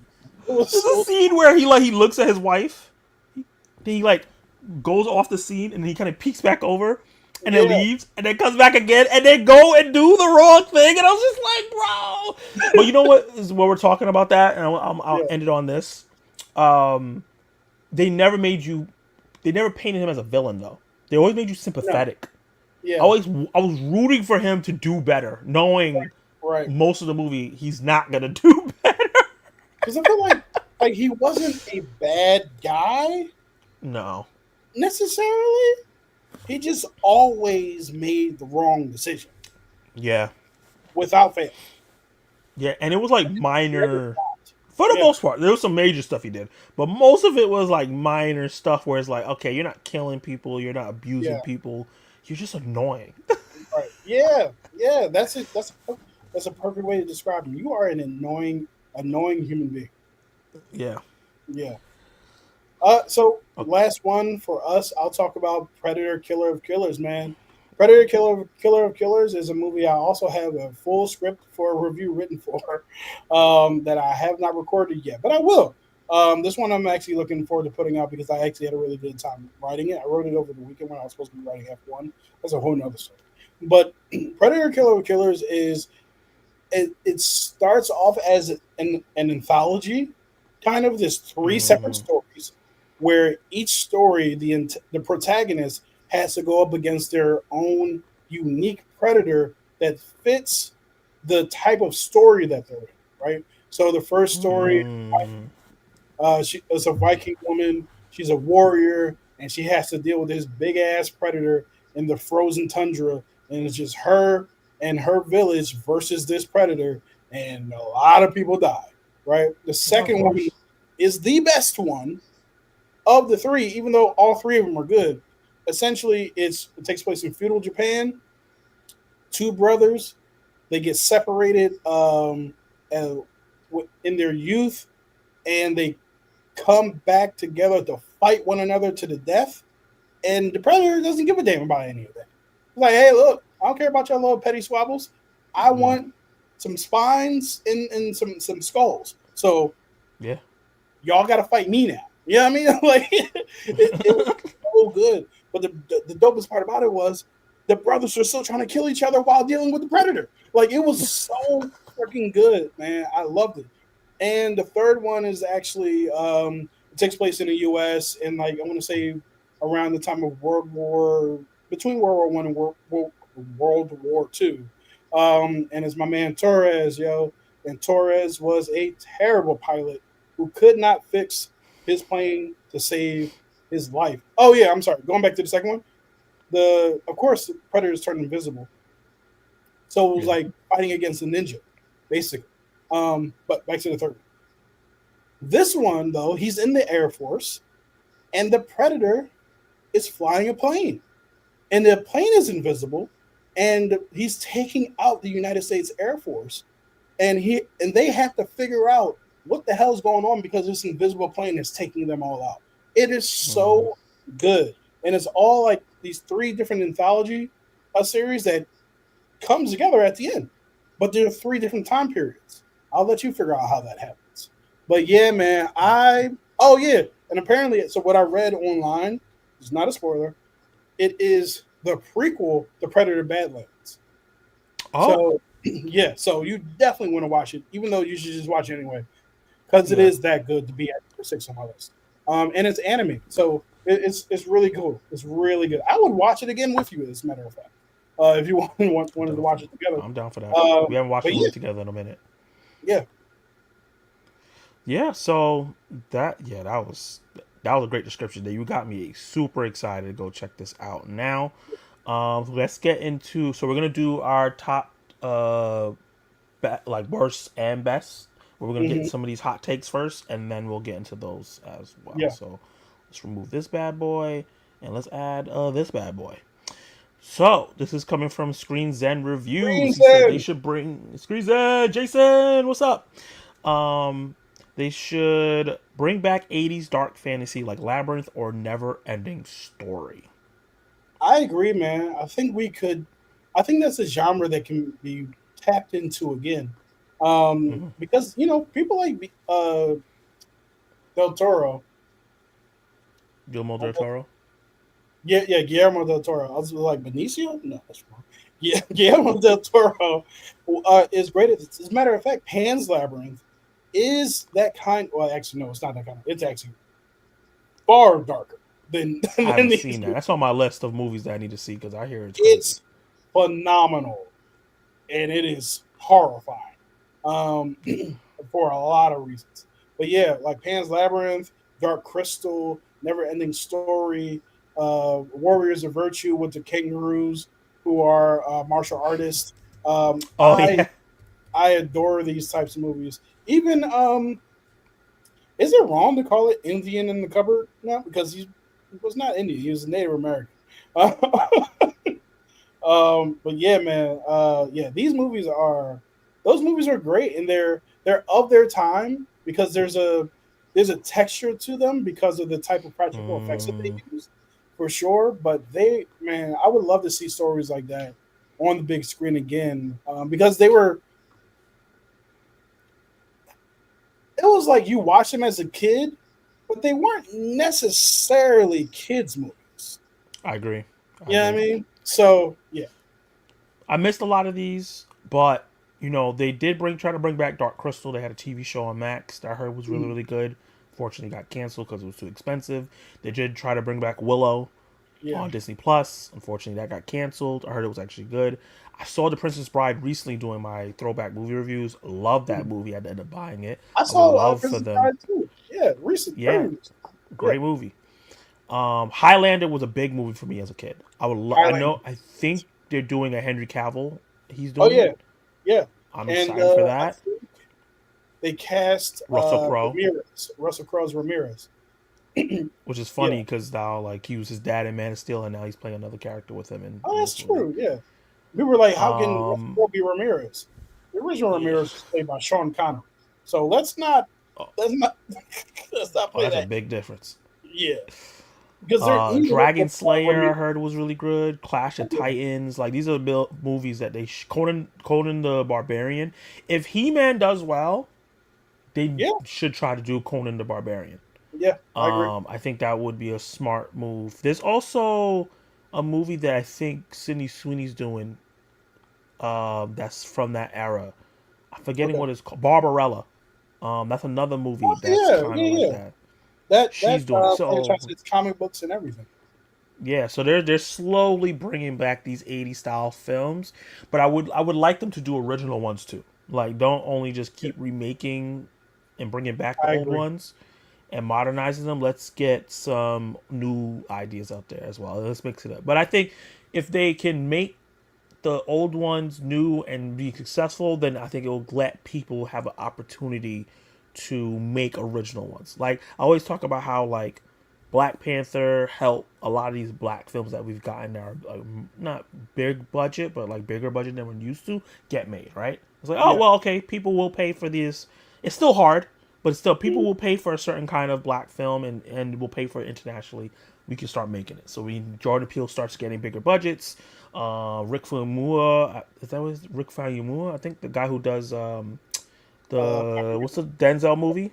Yep. Training Day. Equalizer. Oh, I think he did No, Equalizer with no, him no. too, right? Yeah, Or is it a no. different I might guy? be wrong on that. Who directed Training Day? Alexa, who directed Training Day? Am I faster than Alexa?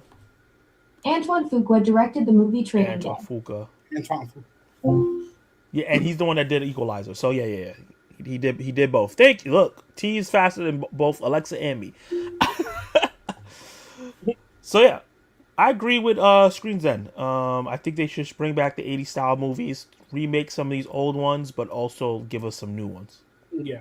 Remake Black Knight with Martin Lawrence. Let's get Black Knight Kevin was Hart in there. funny. Yeah. Yeah. I don't know about that. But yeah, I don't know about that one. But yeah, but no, the movie itself is funny. What is the worst anime movie you've seen, and why is it Death Note? Yeah, Zach, why is it Death Note? It's not Death Note for me. That is one of the worst ones, but I gotta say Dragon Ball Evolution tops that film. One of the worst adaptations of all time. Oh, anime movie. Yeah. I Not thought the it said show. anime. Because it's funny. Because remember, I was telling you earlier, I was like, my wife doesn't believe that. I thought it was just anime. Because this is one of her favorite animes. That's why I was like, that's not true. Yeah. Yeah, so she's probably talking about the movie because a lot of people A lot of people hate that movie. hate this movie. But yeah, it's Dragon Ball Evolution. Like it's just, I remember watching that movie. Thank God I didn't pay to go to the theater to see it, because from the opening segment where they were like, Goku and Piccolo were partners, and they came to Earth together to take it over. Oh, But they got separated, and then Goku fell on his head and forgot all about his mission with Piccolo. I was like, what So the hell is going on? What is happening? What are you doing? In the first It's 5 so seconds. easy. The first 5 seconds that Goku was in high school and he didn't have any confidence and he didn't eat a lot, and Chi-Chi was trying to teach him martial arts. Bulma hair wasn't blue. I know that's minor, but I was like, if you're gonna do this movie, just do it. Yamcha was ugly. Like, what are we doing? The Kamehameha was a fart. When he turned into the for some reason he turned into the gorilla, right? Goku turned into the great ape. He went from like 5'7" to 7 feet. Like, he didn't even get that big. And on top of that, he was gold, my nigga. He was gold. He was a gold great ape. Why? This movie. I have not seen Dragon Ball Evolution, but everything you're saying sounds like the worst possible. It sounds like the main character from Friendship wrote this movie, because he made the worst decision at every turn. That's insane.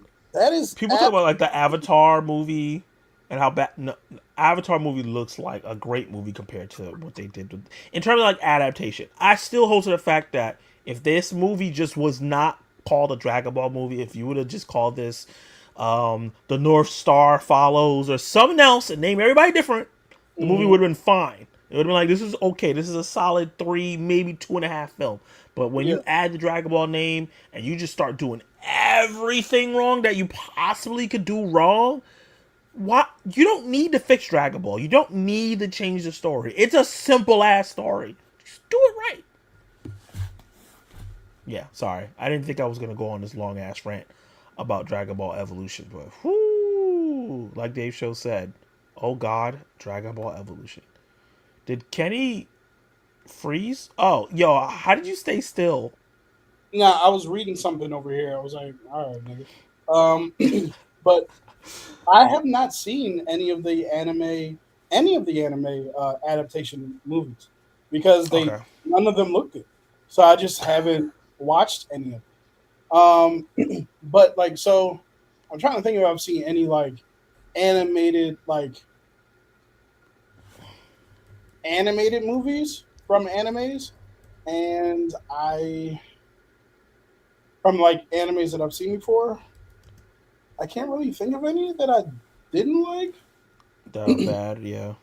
Yeah, so I don't really have an answer for this one in particular. Uh, I will say that I've seen some trailers from, and the one from Full Metal Alchemist looks offensive. It looks like what was your budget? So Oh you yeah, know, they usually have pretty low budgets on these. I heard that the Rurouni Kenshin movies, live action ones, are really good. okay, But I haven't got to check them out. Oh, but the best live action anime adaptation is Alita Battle Angel. interesting, So interesting. I love that movie. I really want them to make a sequel. As far as Um, TV shows, the best anime adaptation to me mhm. is One Piece. It's pretty good. I That's what I really hear. yeah. That's what I hear. Mhm. Up next is a question. Oh, first of all, shout out to Mel Hey Sparks. babe, hey love of my life.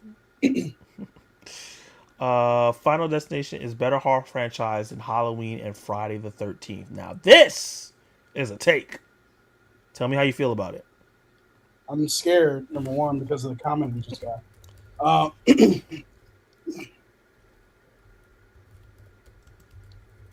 Look at this. Look at this human who I married. Yeah, I know what I'm picking for the next movie night. Oh Guarantee no. you won't. I'm She already has sorry. a bad cachet when it comes to picking movies for movie night. It's an adventure every time and not a good one. Final Destination is a better horror franchise than Halloween and Friday the 13th. All right, this is an inferno take. Um, this is a hot take like crazy. But let's talk about it. Final Destination. The first three movies are good. I don't think I saw the fourth or fifth one. I Mhm. I think the sixth one is Bloodlines, and that was good as well. Yeah. So that's four for six is pretty good. Jason or Friday the 13th. I've seen a lot of those movies, but like on UPN as a child growing up. So UPN. yeah. So some of you guys might be too young for UPN to know what it was. It is now what's called the CW, or at least it was that channel. Uh, and then Friday the 13th, Freddy Krueger. Now, now, Freddy Krueger is iconic. Yeah. So is Jason. So is Jason. But Freddy Krueger is iconic. Like I don't really think that we're getting over the Freddy Krueger hump because the reality is the Final Destination movies have an antagonist, but we ain't never seen that nigga. He's We just ain't never seen invisible. him. So, yeah, yeah, It is a big giant inferno take, but I agree with it. I think okay, that Final Destination has a quality standard here. One, two, and three are really good, right? And the first two affected a generation, right? To the point where people don't want to drive behind logs. that's true. Um, where I don't want to, what's it called? I don't want to stand under a fire escape because I don't want the ladder to squish my eyes. Boy, I every time I go into the elevator, I tuck my hair in, because I'm not trying to get my head taken off. yeah, Um, I hear yeah, that. yeah. It's just it does so many things to you in terms of how it affects your life. And I just think on a Mhm. quality standpoint, I think there's only one bad one. I think the fourth one's the bad one. The fifth one is good.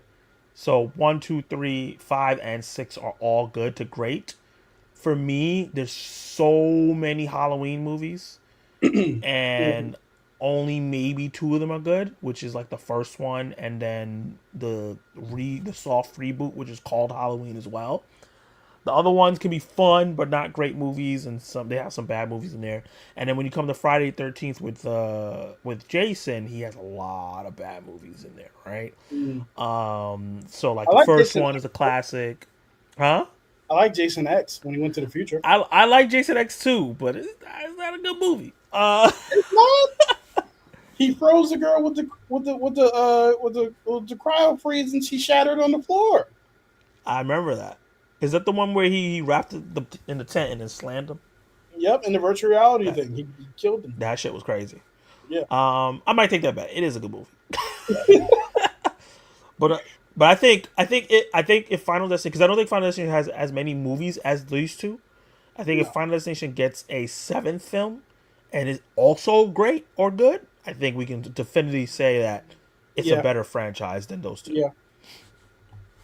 Right now, it's a bit shaky, but Mhm. yeah, it's Does not it as matter if iconic because there's no villain. that was the word I was going to use? Does it matter? Does the iconography, does it being iconic play into that? Because you don't just get a Freddy every day. You don't just get a Jason every day. You can kind of just make up a death character who's trying to kill you. Like that's like because there's a signature there.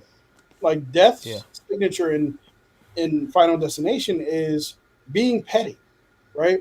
Like you think they're going to die in one way because they're leading you this way, but yeah, it's three or four different audibles, and then they yeah. die, and that's kind of like his That's the thing. fun.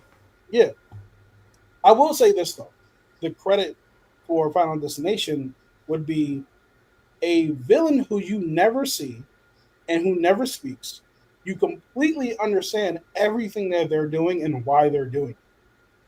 That's good writing. Yeah, yeah. So, yeah, That's very true. I never even thought of that. Yeah, we never see him at all, and it's just right, like but we know why.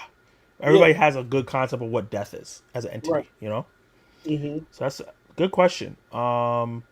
So I think we should leave the last few questions for the end, and I let's get agree. into our, I guess, top worst movies of the year, Yep. which is hilarious to say.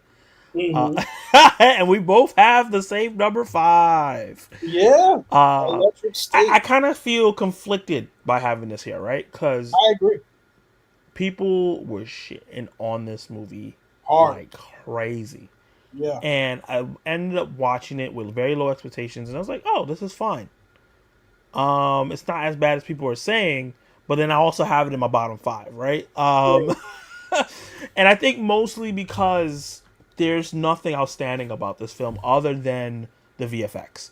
The Yo, the VFX for VFX this is hard. film are Yeah. phenomenal. Yeah. The way the animatronics look, just the look of the all the VFX look fantastic.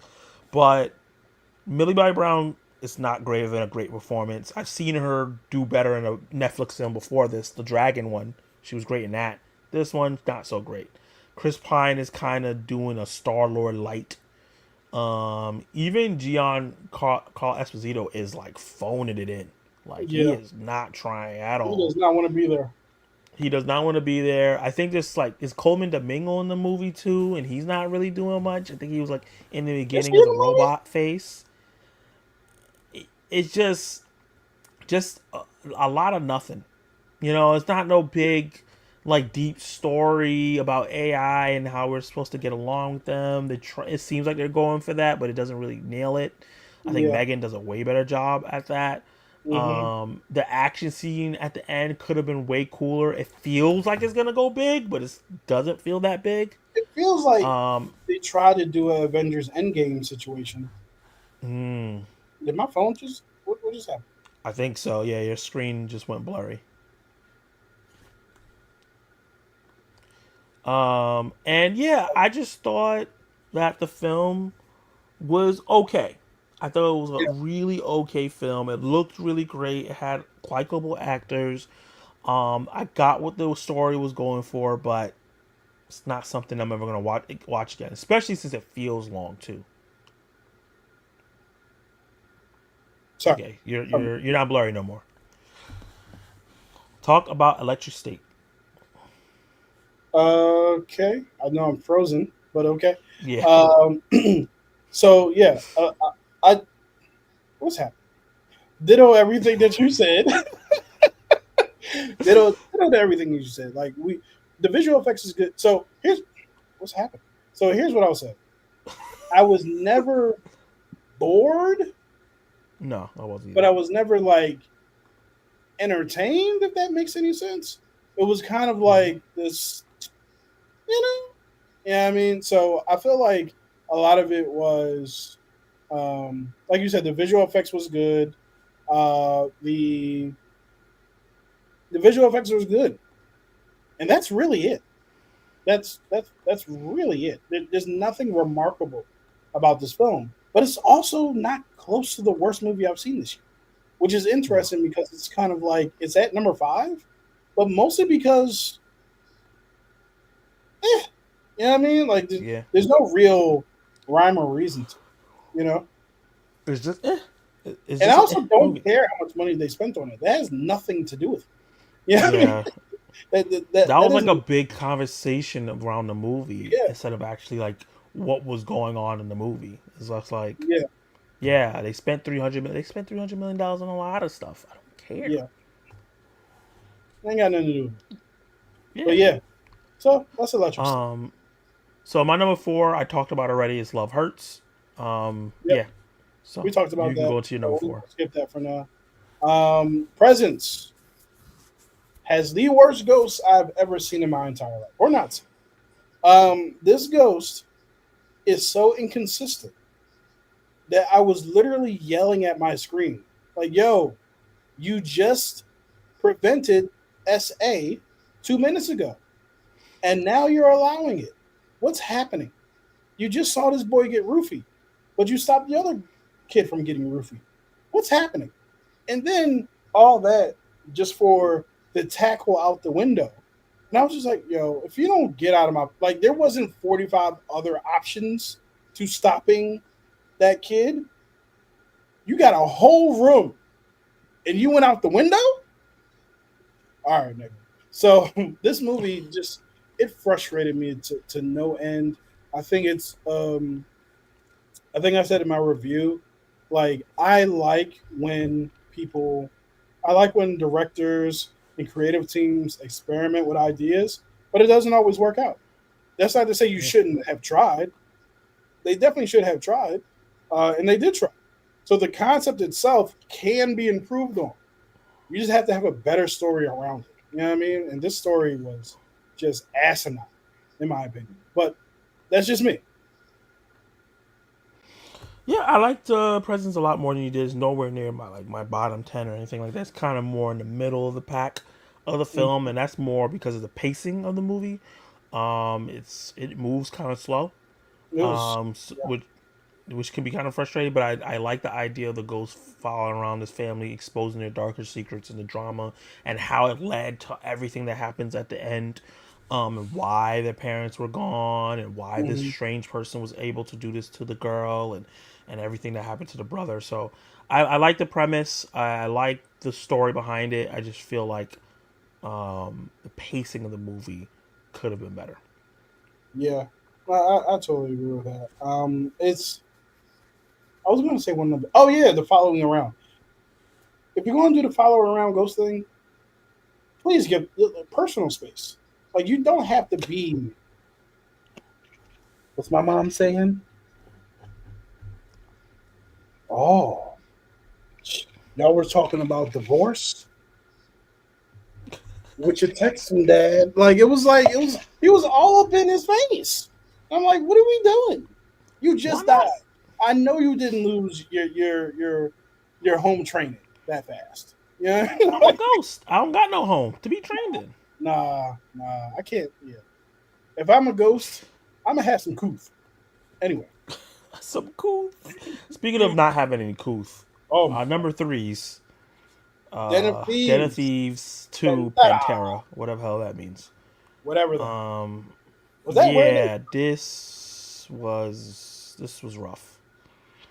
This was boring, is what it was. Yeah, I was bored, yeah, very much so. The opening scene, they have a good like heist scene. Yeah. Like when they get onto the plane and like the original heist scene, that was good. The heist scene at the end of the movie was also good, and as Yeah. was the car chase scene, that was really entertaining.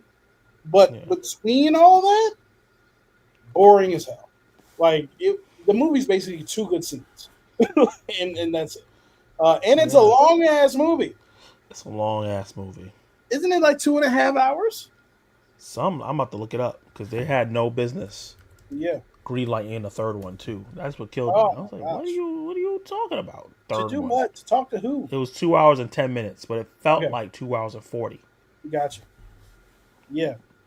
Yo, that ending when they are the the car chase ends, right? They basically get cornered at the end. And those two guys come up and rescue them. Where do they come from? How did they Impossible. know they were going to be there? Impossible. Impossible. I But still don't hey, know. and then the double cross story arc was just it's all bad. Anyway, let's move on because there's nothing Yeah. good to say about this movie. Tell me about Yeah. Eat the Night. I've never seen it. Eat the Night is a film that I got a screener for. And they really want me to do the review, but I'm glad I didn't because I didn't really want to trash their film. Mm-hmm. It has a very interesting premise. It's Yeah. a French film about a brother who sells drugs, and he has a little sister, and they usually connect by playing this virtual game that's kind of like World of Warcraft, and they play that game and stuff like that, interact all the time and level up together. But their parents are not around, and he has to pay bills, so Mm-hmm. he can't play the game as much. So he's selling drugs, and it's showing kind of like him connecting with this other guy, and then going into the relationship, and him drawing him deeper and deeper into the drug game that leads him to kind of getting involved with some gangsters. And then while she's doing that, she's like going off her own in the game and kind of getting sucked into that and forgetting the real world basically and making friends and things like that. And it had a very interesting premises. All that was sounded interesting and good. It just was really slow. They focused too much on kind of like the sex aspect that was happening with the brother, and that didn't really bring much to the story. I didn't think that the romantic relationship, when it came to the third act, was fulfilling. So it was just like, okay, why did we spend so much time doing this?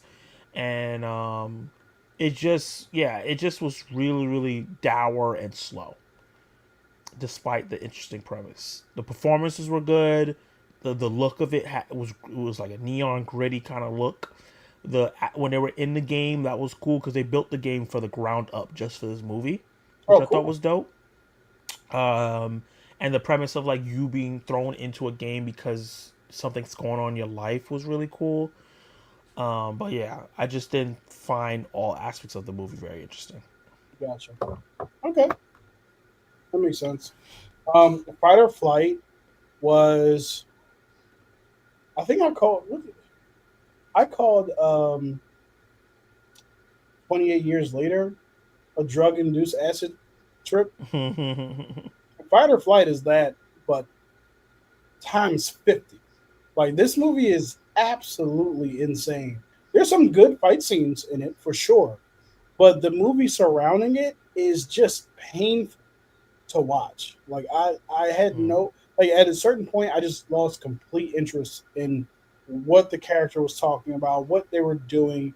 Nothing felt worthy of being on my screen in front of me. Actually, as a matter of fact, it wasn't entertaining for a long period of time until he Mm. licked that frog. Once he licked the frog and was on drugs, it was entertaining. But after Yeah, that, that's like the last 10 minutes of the movie. that's the last 10 minutes of the movie. But from there, it was just. I wish it was better, because every summer I need another movie from him. I forget what his name is. I'm forgetting him. But yeah, it The like guy we had from Trap. Trap. Yeah, Yeah, Trap was good. I enjoyed Trap. I know his last name is Trap Harnett, but I don't remember what his first name is right now. was Josh Arnett. Yeah. So yeah, Josh Josh Harnett. Arnett. Trap was fun. This was not. But yeah, that's it. I had a good time with Fight or Flight. I really liked it a lot throughout. I do think that the beginning of the movie was moved a little slow before we got into the good parts. I think they could have rushed into him getting on the plane faster. There was a lot Yeah, of setup in the there's a beginning that I lot of think didn't wasn't needed. yeah. They could have started it They where abandoned he was in the bar, right? Like if they would have it. started the movie where he was in the bar and then just gone from there, I would have been more fine with the film. But I had a lot of fun. I thought the action scenes were fun. It feels like like it was trying to be like Bullet Train on a plane. Yeah. Just Yeah. not as good because the side characters weren't as entertaining. Not at all. All right, and we talked about Snow White, so we'll skip that one. But Holland, our grand finale of the worst. Tell me about that. Yeah, yeah, this was the most boring movie I watched all year. Okay. And I was excited to check it out because I've said this before, is an addition to Nicole Kidman, disgruntled housewife looking into stuff she shouldn't and ended up getting into situations she shouldn't. Cinematic universe. That is her bad. Um, yeah, it's her bag. She literally has one of those movies. What was that last year with the Mm. kinky movie? Oh yeah, And then yeah, she yeah, with the kid, with the guy, baby girl. baby Yeah, girl. and now she does it again. She is a housewife in Holland, whatever part of the United States it is, where she has a white picket fence, she has a husband, she has a kid, and everything seems like it's perfect, but for whatever reason, she feels like something's off, and she decides to do some investigation work into her husband's life because she thinks something weird is going on.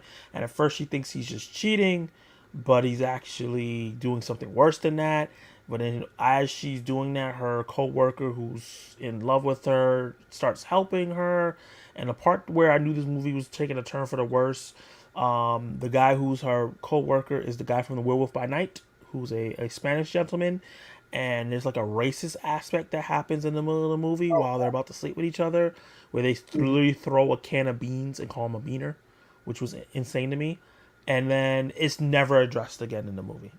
What? Um, so I was like, what was the point of that? It just happens and it never comes back up. So they keep doing that and then they start sleeping with each other. So I'm like, okay, well, your husband's not doing anything. You're cheating on him. Now you're the bad guy. But then they keep investigating him and they find out he's a serial killer and the twist is not even that interesting. So Mm. like, yeah, it just dragged and it was boring and Nicole Kidman was fine, but everybody else was so dry. And I was just like, what are you doing? Sit your ass home. Why are you doing it? You just upended your Oh, life for no reason. yeah. Yeah. Um, Even though obviously he was a serial killer, you want to stop him, but like, mhm. And meh. yeah, I think I'll be skipping that one this year. But Yeah, that's why I was like telling the spoilers because I'm like, don't watch this shit. Like, don't watch so this shit. just real quick for people who just came in, real quick about Snow White. I was just bored. Has nothing to do with political leanings, questions. Rachel Zegler said, blah blah blah blah. I was bored the entire film, and that's really the long and short of it. If I'm bored, if you bore me, you're going to be the worst movie of the year. You can be good, okay? You can be bad, Madam Web, but what you cannot be is bored. It's boring. That is the biggest sin in the universe. So yeah, Biggest cinema sin. yep. All right, so that's our 1 through 5 of our worst movie of the year so far. It's going to look very different by the end of the year because, like we said, some of For these sure. movies are just okay. They just happen to be at the bottom of the list. So we're going to be curious in December when we do this again to see what our top 10 best and worst of the year are by that time because I'm sure both lists are going to be very different because we Yeah. have 6 more months of movies left. So, and Yep. it's also July 1st, which is kind of crazy. Yeah, hell, we got 3 movies coming out this month that might make That our are top. hype. Yeah, Yeah. so there we go. But oh wait, I'm saying that like we did our top 10, our 1 through 5 for our top 10. Yeah. Well, but until then, let's see if we have any comments here. Not really. So let's do some of our questions. Yeah. Oh, I already did that one. Boop. Yep. Oh, yeah, I remember you said you wanted to talk about this. Chillmonger, the monster, said, "How important is a good title? The Fast franchise has terrible titles. Would the last one have done better if it were simply called Fast and Furious 10?" I think I don't know. I mean, yes and no. Like I feel like it would have gained more interest if it wasn't just like Fast X, you know. Um, but at the same time, I think that enough people know about the Fast and the Furious series for it to survive a bad title. It's not like it was called Drive and Shoot, you know what I mean, or like Drive Angry. It's not like they changed the entirety of the title. It was Fast X. But since you bring it up, let's talk about the titles of these movies. I will upload an image of all of these movies, Oh God. of all their titles, and then we'll talk about what all of the titles are. Now, oh, sorry, I wish I had this prepared before. All movies in order. All right. Yes, perfect picture.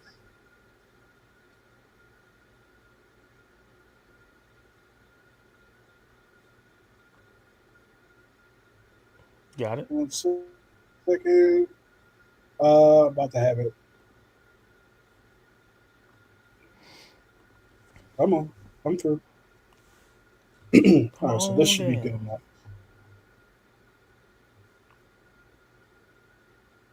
Okay, here we go. Sorry. 1 second. Almost got it.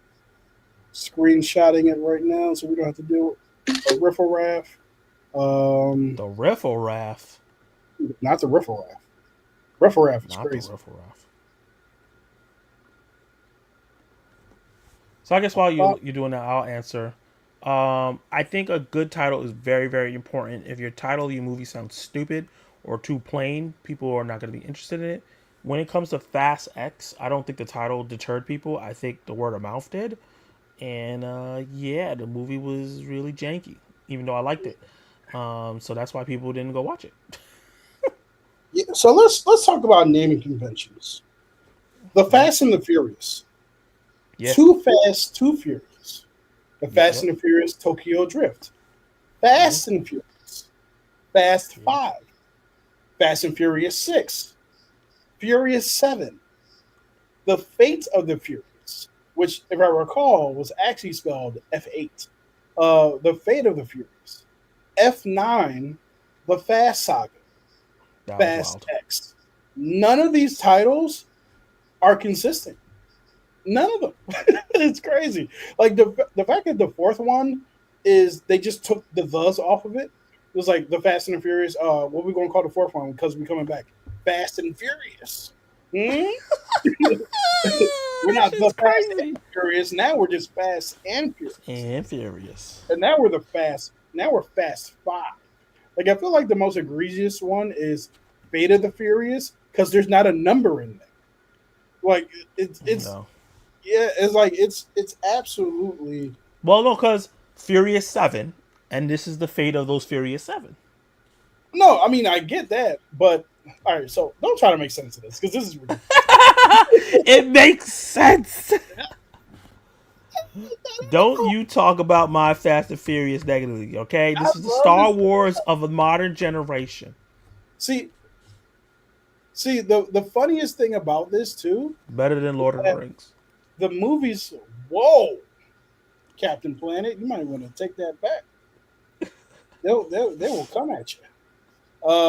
But I think the funny thing about it and the most ironic thing about it is that as the titles get more ridiculous, the movies get more ridiculous, right? So it's not this entire franchise is run on nonsense at this point, Oh, yeah. and I'm here Oh, yeah. for it. Like, what is the Because I next think the first one I saw was Fast 5, right? one? Which is Okay, one of my favorite ones. I think a lot of people's first movie was Fast Five. Actually. And then, so recently I started doing a rewatch of them. Well, not rewatch, but watching the first ones for the first. No, I saw Tokyo Drift first. Then I saw Fast Five. I collected Wee Man.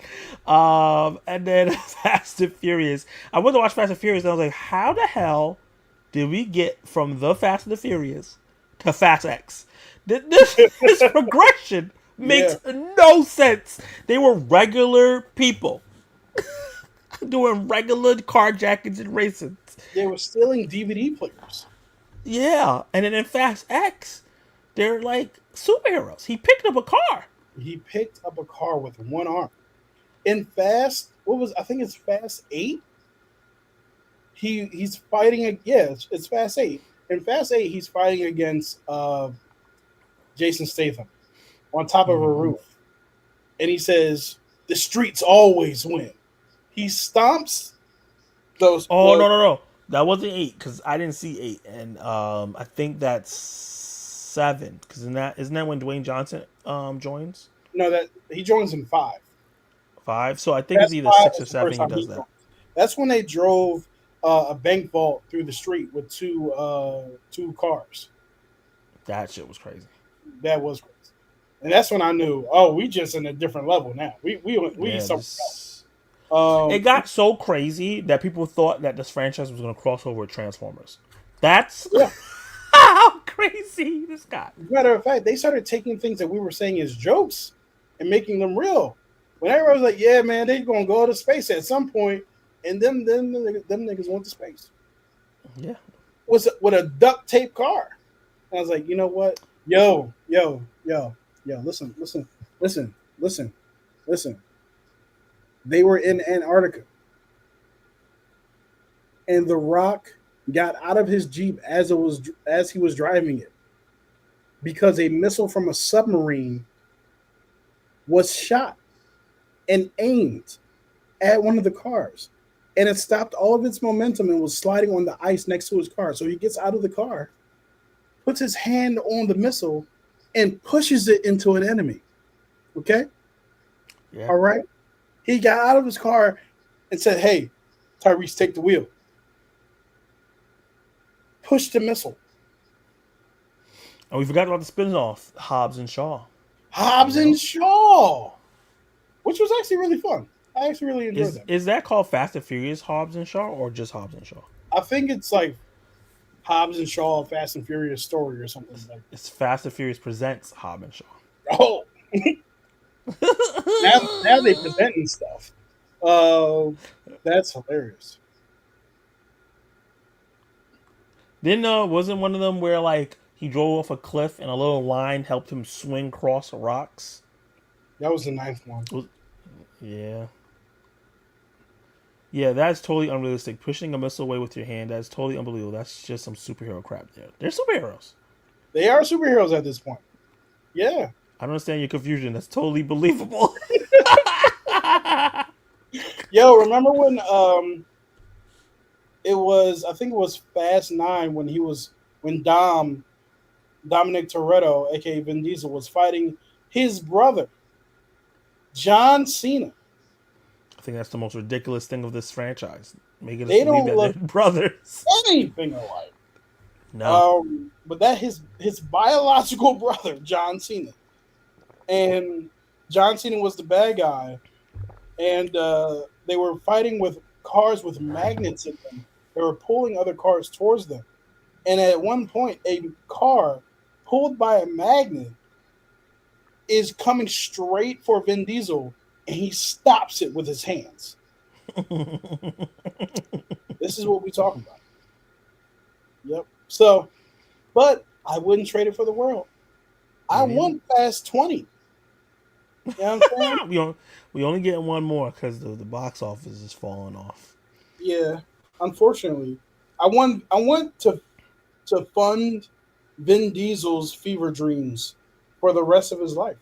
Let's just keep it going. You know where I know this man lost it is when he gave like an Oscar, like tried to give an Oscar speech in Fast X to that girl.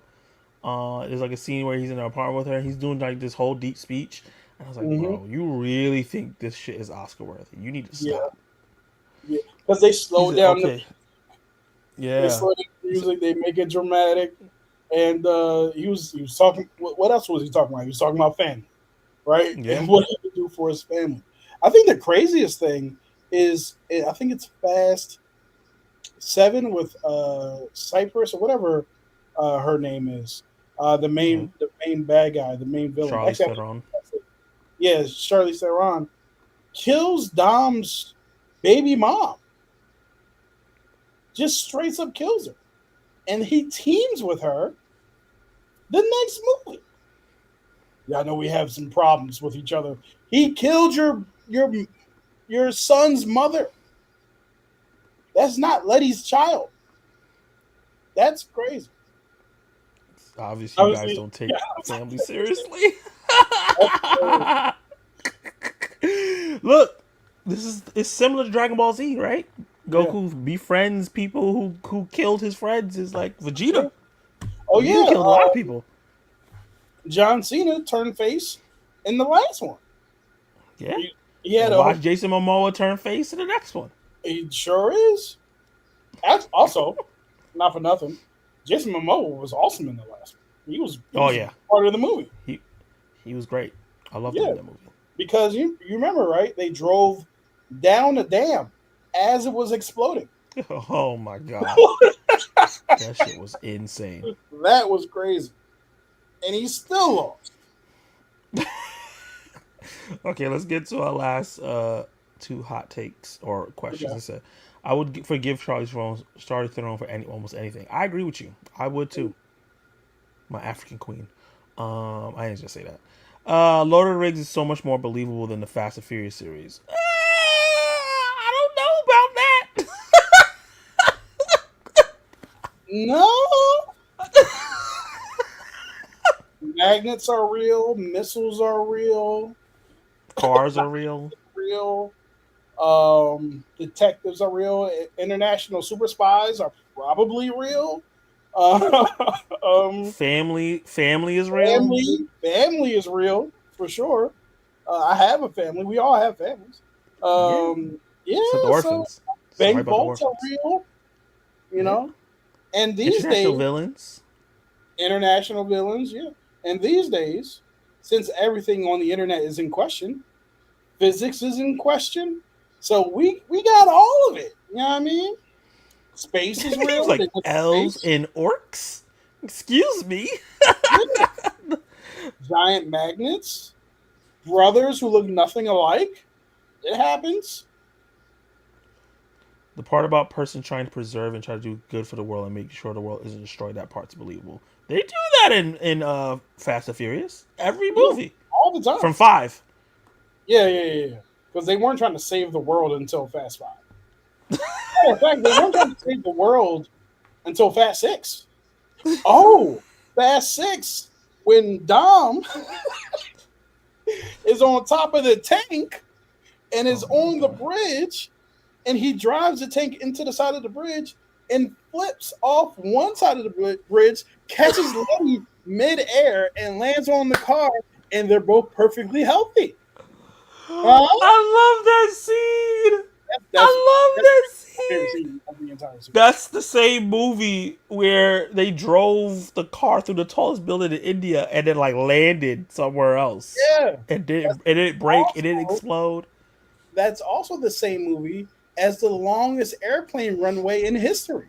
They were on that Yeah. runway moving for a minute. But And it's guess not what so else? believable that you don't really care for the characters, at least in Lord of the Rings you do. I care more about the Fast and Furious characters than I cared about the Lord of the Rings characters. I ain't gonna lie. Here's the thing. Han was in Fast 6. He died in Tokyo Drift. They had to come up with a way to keep him alive. And then in Fast 7, they revealed that he was never actually killed by by Jason Statham's character, and he was back in Fast 8. Yeah. I love this friend. Apparently Gal Gadot's characters is still alive too. Yeah, They'll that's what explain I'm that. hearing. Bow Wow ran a Japanese car business. Oh my god! I can't believe this has Oh gone man, to Fast and Furious rant. What? I love it. Zach Milne talks movies. A friend of the channel. Uh, If you could direct, act, or produce any movie in any franchise, which role would you pick, and for which franchise? you Deep know what's question. funny? We've been talking so much about Fast and Furious. It might be, if I had the opportunity to direct, act, and produce a Fast and the Furious, who wouldn't take that? Who wouldn't do It's it? gonna be fun. Because It's the gonna be things that fun. we're like, oh man, we got some great ideas. We going to Atlantis. We're going to Atlantis. We don't care about copyright. We're meeting up with Namor. We're meeting up with Akukukan, the feather serpent god. Like we're going to Talakan. You don't care about no copyright. We don't give a damn about no copyright. You know what I'm saying? And we're leading Talakan with Akukukan against Atlantis and Aquaman. Jason Momoa style. We're going to a Atlantean civil war Shoot. across universes that can only be resolved with family. You know what I'm saying? And cars. You know what I'm saying? So our cars will have aqueducts on them, where now the This man said tires turn inward. aqueducts. The tires turn inward and turn into propellers. We can go under the water. And it's got to be a scene where Dom gets has to get out of his cars because it's gonna blow up, and he just breathes underwater. Like Yeah. it has to happen. Remember in Mission Impossible 8 when Ethan Hunt was just under that water for a very long time? Dom's going to do twice as long. You know what I'm saying? It's not even like he could breathe underwater. It's better if he has to hold his breath, and we have to believe that he did it for 15 minutes. 15 He was minutes. under there holding his breath to save Letty. And you know what? The It's always movie Letty. ends, the post-credit scene is Dom is still at the bottom of the ocean, and he finds a mummified Brian. And Okay. and that leads to the next You movie. remember how we was talking about that cocaina and 28 years Yeah. later? You got a little bit of that on you right Hey, now. What's in man. that cup? It's pure, baby. Pure black cherry soda. You know what I'm saying? Pure black cherry soda. Yep. Oh my god, that's Yeah. amazing. I want that movie ASAP Rocky. Forget Superman, forget Jurassic Park, forget Fantastic Four. Give me this forget the next Lord of the Rings movie. Give me this Fast and Furious film directed by Kenneth Sparks Jr. the third, the second. I needs it. And we have to come up with a title for it that's inconsistent with the rest of the title. So Fast and Surf. This would be like Fast and Furious Waves of Justice. You know what I mean? Waves of Justice. No. Yeah, Waves of Justice. Oh man, you are making collective movie man upset. He's 2028. you're gonna visit an ancient civilization that's no longer alive. This is You know he's gonna be in green screen. yeah. We making a movie. You think I'm actually going to go find Al Kuku Khan, the feather serpent god? God. Oh my god. So on a serious note, my movie would be I'll be in a DC franchise. Okay. And I would produce a Spike Lee Static Shock movie. Oh, that's good. In a similarity to where's that movie at? What's the movie about New York being really, really hot? Why am I messing? Do the Right Thing. Yeah. I would do a version. I would coerce him to do a version of that, but in the Milestone universe, and a version of day where it's just really hot. It's just disgustingly hot there, and the Big Bang goes off, and all these people turn into metas, and you know what happens in black neighborhoods when it gets too hot? Bang, bang, bang. But The metaphor here, they're bang babies. Bang babies. Yeah. Think, Yeah. Kenny, think. I'm thinking. I'm You know what I thinking. mean? Yeah. Who am I casting as Static? Shamik Virgil. Moore, right? Shamik Moore is gonna be Static, and you know who's How gonna how be his old is love bunny? Haley how old Steinfeld. I'm gonna give it to him. I'm gonna let him get it because he needs it. All right. I don't know if he does. I think he needs everything opposite of that. But my question is, so we have who's your villain? We got E Bomb, we got Hot Streak, we got Rubber Band Man. We It got gotta all be Hot Streak. He gotta be similar to the pizza guy, the guy that was running the pizza yeah, that was yeah, racist. It gotta yeah. be him. He gotta be the equivalent. Got you. That sounds like Bang fun. Baby sounds so wrong. You don't know about the Static Shock lore? Yeah. The people who get the powers, they're Bang Babies. Bang You babies, know what yep. I mean? Yeah. They They kept might have to finding change more of them. that. As the seasons went on, they kept finding more of them. More and more. No, Like, that was a big ass town. because, Dakota, right? That's what it's yeah, called? Dakota. If you remember the first episode, it was like maybe 10 people at that street fight in the at the docks where the gas went off. But as the seasons went on, they kept finding new niggas. They're like, yeah, we were at the docks, but we were in the sewers. It was like, oh, okay, more Okay. lives. You know what I mean? Like it got crazy. It got crazy. But that would be my movie. Yeah. And here's the last question, last hot take. I know Collective Movie Man, I know you saying that you sent them. Where did you send them? Did you send them on Instagram? Did you send them on Twitter? I didn't get any of your questions, unfortunately. But let me remove. Wait, did we answer this one already?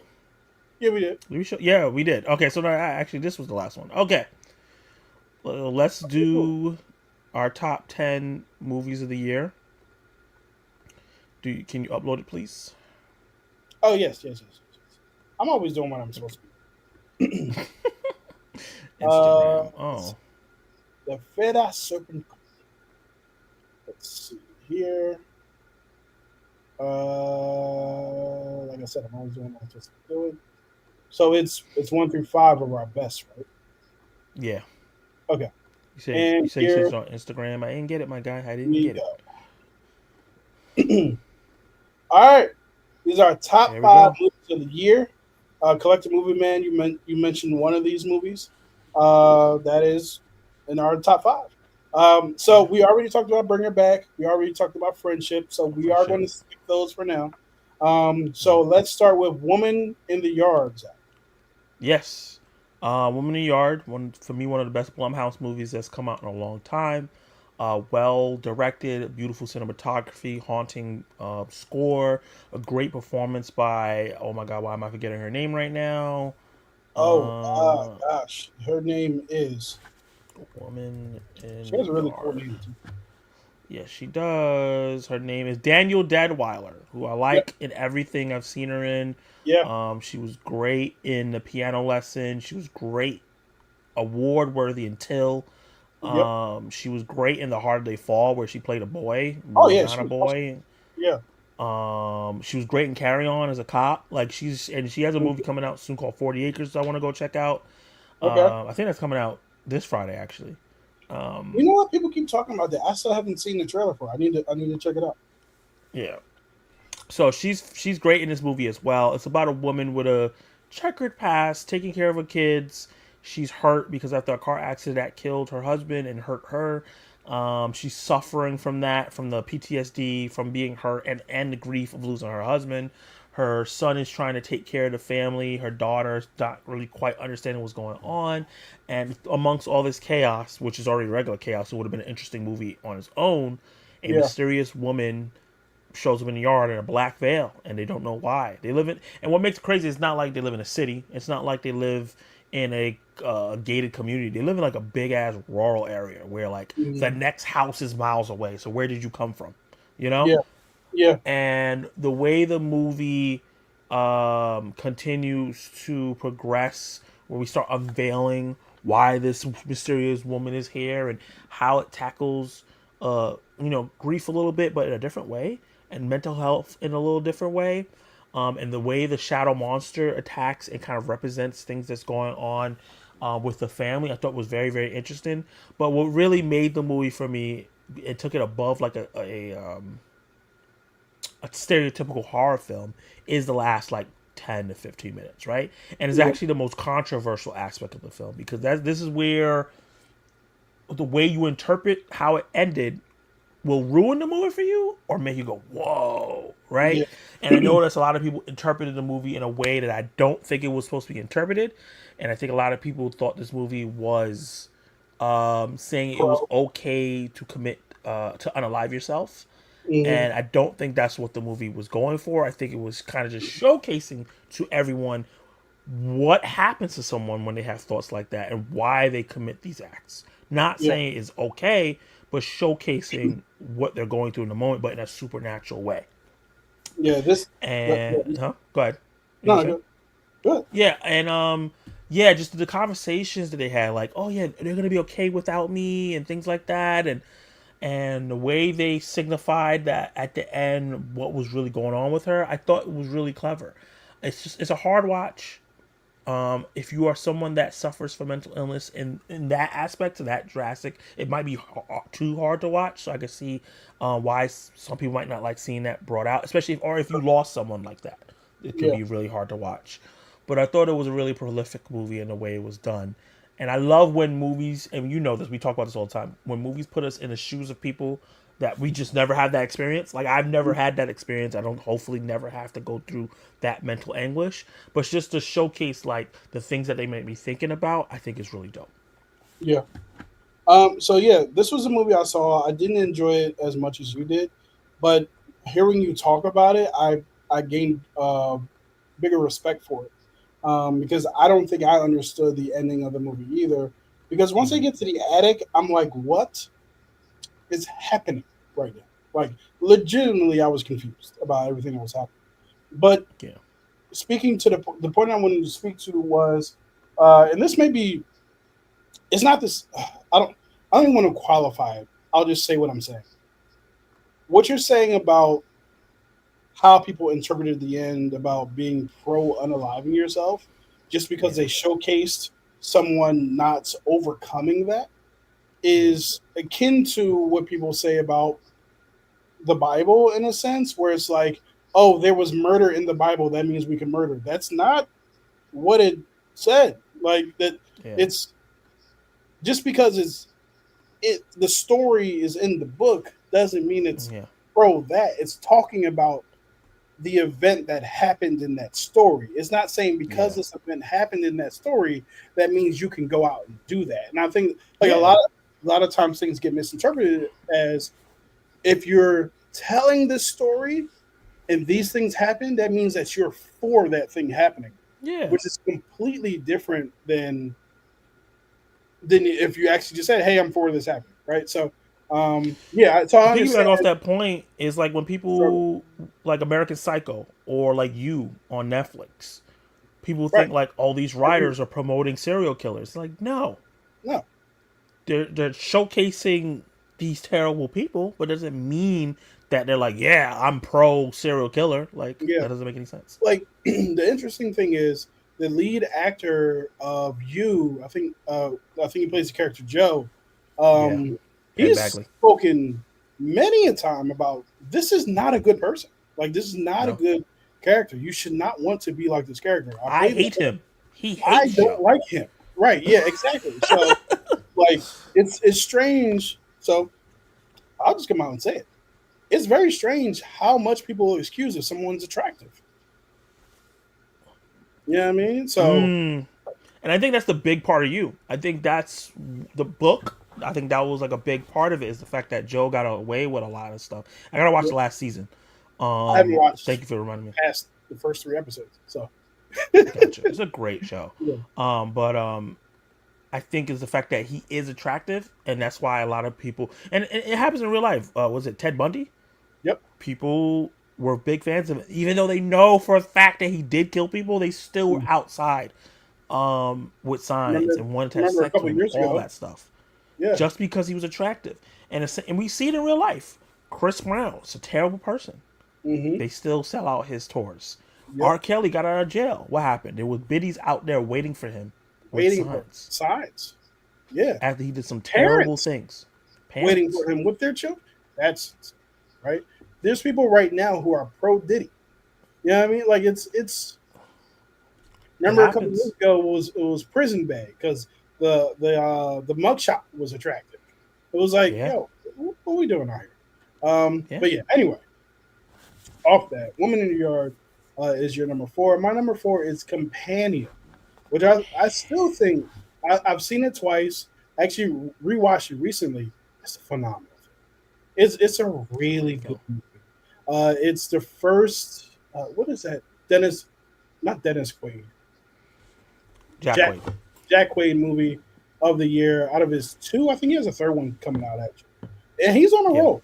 But this movie in particular is really good. It's really smart in the way that it talks about artificial intelligence and whether or not something that is built is alive and whether or not it has a life and choices and things of that nature, and Yeah. how inhumane.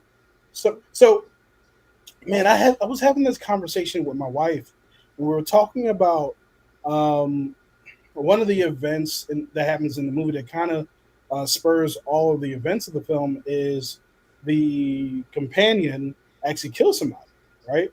And because they were trying to force themselves on on this android, and she did not want that approach, right? Yeah. And it's like, what are the legalities of someone who isn't real being like SA'd, right? Assaulted in Yeah. that way. And it's kind of like the conclusion that we both came to was like, well, I don't even it's almost like I don't even want to have that conversation because for me, it's if you have to find yourself in a situation where you're justifying why you Mm. can assault sexually someone, you've Or already anything. lost the plot or anything, right? If you're talking about, I don't care if it's a robot, I don't care what it is. It's an animal because If people it's do an that too. animal, if you're talking about, hey, because we need to have a deeper conversation. If you need to, if you're coming to me to reason why you can force yourself on something, Yeah. because now I'm like, okay, so, but you may not do that to a human, but why do you have those inclinations in the first place to force Yeah. yourself on anything? Like, Why do so, you need something that feels alive? There's right, ways to do it on things that are not. So right, why do you need something that's alive? I think. yeah, like, Yeah, that makes a great point. so, so yeah, man, this movie brings up a lot of great conversations. The meet cutes in this movie are very interesting, very funny. And yeah, it's like, and there's some really good plot twists in this movie as well. So I really really enjoyed this film, and yeah, it was. I love the beginning and I love the ending. Yeah, so Yeah. it was really good. Yeah. This was just right outside of my top 10. It was number 11. I was actually shocked. I was like, wait, this is not my top 10. Hmm. It just got pushed out. It's so funny how we have so many movies kind of talking about like Megan talking about like autonomy. This one is talking about autonomy as well in terms of like he said, I take the whole AI aspect out of Companion. It's more about the idea of women being looked at as possessions with no autonomy outside of being Of with their course, man. yeah, Yeah, that's a big part of it. But I do think with so many like advancements to make robot women, and we're seeing there's like a video going around of some dude kissing like a robot woman, and the woman looking surprised and kissing back and things like we're getting closer and closer to things like that, yeah, and how people are treating AI. I think the way Companion positions that question, I think you did a really great job talking about like why do you have those inclinations? You need to take care of yourself, right. go to a therapy or whatever, because it's not okay to do it anywhere. I think Mhm. that makes a lot of sense when you think about Megan in terms of like just using AI robots that you give feelings to kill people. That's one Right. thing. Use them for your desires or whatever. Like, Mhm. where's that line and where's that Setting legality? determining their level of intelligence, determining their Yeah, hair color, determining their voice, determining like it's all about the control, just like T was talking about.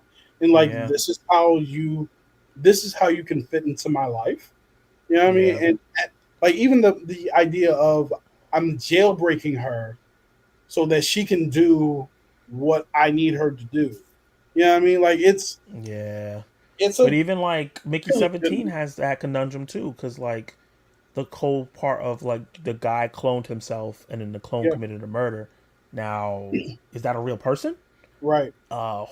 Who's involved with the murder? Like, so all that autonomy, who's Yep. real, what's real.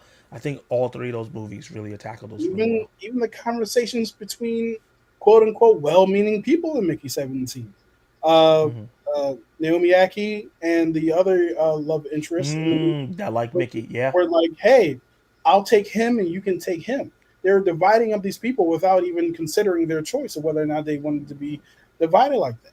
Right? It yeah. was we're having Treat a them like great year possession. in movies. I feel like at the end of this year, we're like, "Yo, some amazing movies came out this year." Yeah, But yeah, um, to keep us going because we definitely want to get out of here. It's almost 12, yeah, or 30 minutes to 12. Warfare. We both saw Warfare. yeah. It's number three. You talk about it, sir. Yeah, Warfare is such a visceral, gritty experience like no other. It's one of the most realistic war films I've ever seen. It's a Yep, war film that is so anti-war to me in terms of like I never would want to do this at I all. I agree. never want to be in this situation. I know some Yep. people have a problem with the end crawl where they showcase the people and they feel like that's the hoorah part of it. I just think they just wanted to showcase the people that went through this, right? Yeah. They couldn't showcase the people from Pakistan because obviously they're not gonna, I don't know. That would be really complicated. Yeah. Um, and they did a terrible thing to them. I don't think they want to be showcased in the Right. movie. Yeah. They never position these guys as heroes. Nope. They never position them these guys. They would never even tell us why they're even there. It's just Right. showcasing, hey, these people are here. They're occupying this house. This shootout is happening. It's happening in real time because I feel Hmm. like the movie didn't really cut to other scenes that much, No. and we get some really great performances from everybody in the cast, and we get some technical mumble jumble, but they do it in a way where you start understanding it yourself, Yep. and you see some of the coolest scene probably I've seen. One of the coolest scenes I've seen. One of the top five best scenes I've seen this year is when they call the plane in. Yeah. Oh, what an Show experience force. from a sound, a show of Yeah. force, yes. Yep. What an experience was just a sound aspect, right? Because I saw Hmm. this in RPX and the Regal experience, so the Yeah. sound is like booming and makes your chair shake. So anytime Hmm. that happened, I would look around and the crowd is like, "Whoa!" Like it Yep. affected everyone. Yeah. So yeah, I thought this movie was amazing from sound design to look to action to performances to everything. I think the only reason why it's not higher is because of what it is. It's limited story, right? Like it's Hmm. just this. So Yeah. Yeah. And we're gonna skip me talking about F1 because we already talked about it earlier. Um, yeah, but yeah, Warfare is uh, it's an experience more so than yeah, even a film because it is a film, of course. But it is an experience. You feel like you're. I don't want to say you feel like you're riding shotgun, but you're watching this story through the eyes of the soldiers who are there, and some yeah. of the things that they do with this film, especially as you're building up all of the tension and the momentum to the first shot Hmm. being fired, is it's like you're gripping on to your seat because most of the times when you watch movies have an ebb and flow to them. Movies have a rhythm to them, right? So, and we've seen enough movies to know, okay, as soon as he puts his eye back through the scope, he's going to get Oh, shot and the thing's going to start. It doesn't start there, yeah, right? right. As a matter of fact, it starts in the most mundane fashion. It's like, oh yeah, what you guys do? Blah, blah, grenade. It's like, oh snap, right? Whoa. So Yeah. yeah, because when the tension was built up so much that when it didn't happen when you expected it to happen, you kind of relaxed, and then that's when it happened, and it was like, Yeah. man, like this movie is incredible. And then like the sound design, like you mentioned, when the one soldier had his legs injured and was screaming, and he didn't stop screaming because it's Throughout the whole movie. I was about to say because it's not a movie, but I mean it's a Yeah. movie obviously. But he didn't stop screaming; like he was continuously in pain.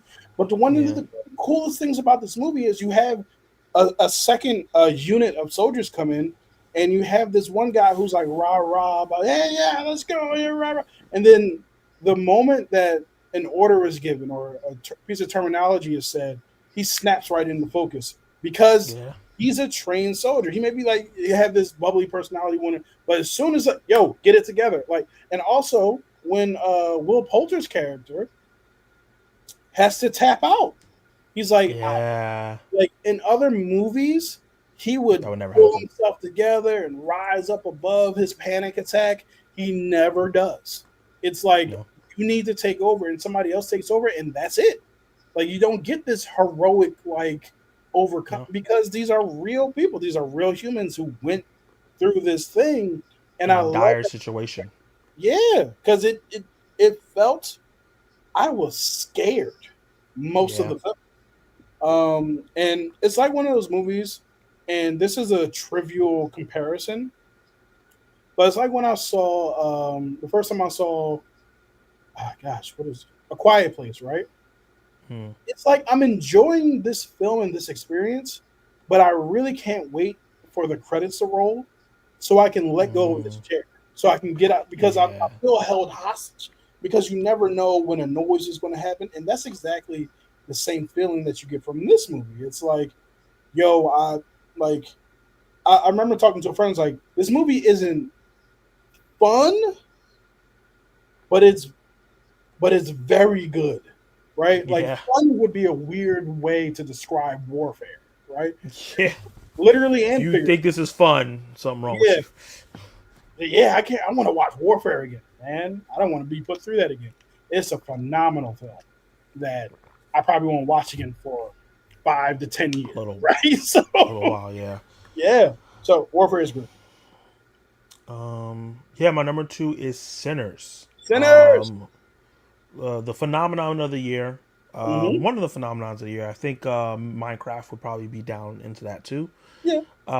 So one of the two phenomena for the years, but this for me is more personal. It's for us, for Mm-hmm. us, a FUBU movie, as I like to call it, for us by us. Oh yeah, yeah, yeah. Um, and what I like about the film and what I like about black films like this is that if you strip all the messaging, if you strip all the blackness, if you strip all the relatability, the film is just great, Yeah. right? It's just has a great storyline on its own, entertaining characters. Whether you're whatever race you are, you can attach yourself to somebody. Yeah. It takes its time, doesn't rush through Very much anything, so. and when shit starts going down, it go down, right? Mm-hmm. I think that the third act finale sequence is a little messy in the way it progresses, Mm-hmm. but everything before that is so good, and also I think that it touches with vampire lore, and I think a lot of films since Twilight, and I always go back to Twilight. I don't want to shit on the franchise at all because I've only seen half of one movie because I fell asleep in the theater watching it. Um, because they were outside and they were sparkly and you could see them Mm-hmm. in mirrors and they were doing this and that and that. A lot of movies started not doing the things you're supposed to do with vampires, like with Right. garlic and inviting them in, and like all this movie had all that in it, plus the messaging, plus the scares, plus all the historical context to it, plus the phenomenal performances. I think a lot of people are not giving enough credit for the technical magistry of the two Michael B. Jordans. Yeah. There was 100%. obviously we saw it at Mickey 17, but I think it was done at a different level here, a little bit of different level here. Oh, for There was a sure. point in Mickey 17 where I feel like I kind of could tell where it was a little bit of Stitch, Yeah. but this, just that opening scene like you have up there, I'm like pointing at the screen like you can see what I'm pointing at. Mm-hmm. And they reveal the second Michael B. Jordan next to him. It was amazing. Them touching each other, them hugging each other, them talking to each other. It was so amazing, and then him playing both those characters in a way where you knew who was who, whether they were wearing the hat or not. Yeah. And then Haley Steinfeld, getting back to like her Oscar nominating kind of acting, because Mm-hmm. people forget that she got nominated for an Oscar as a kid. And she kind of has been doing big franchise stuff, so she hasn't got to flex her muscles. She did a great job here. She Yeah. lost herself in the role. Everybody, just everybody. Delroy Lindo, Misaki. the guy who played Remnick, who he was great Yeah. too, as the Irish That vampire. second. Yeah. the look of the film, the soundtrack, it just all was on fire on all cylinders. The only reason this movie is not my favorite film of the year is because the third act just didn't wow me the way I wanted to wow me.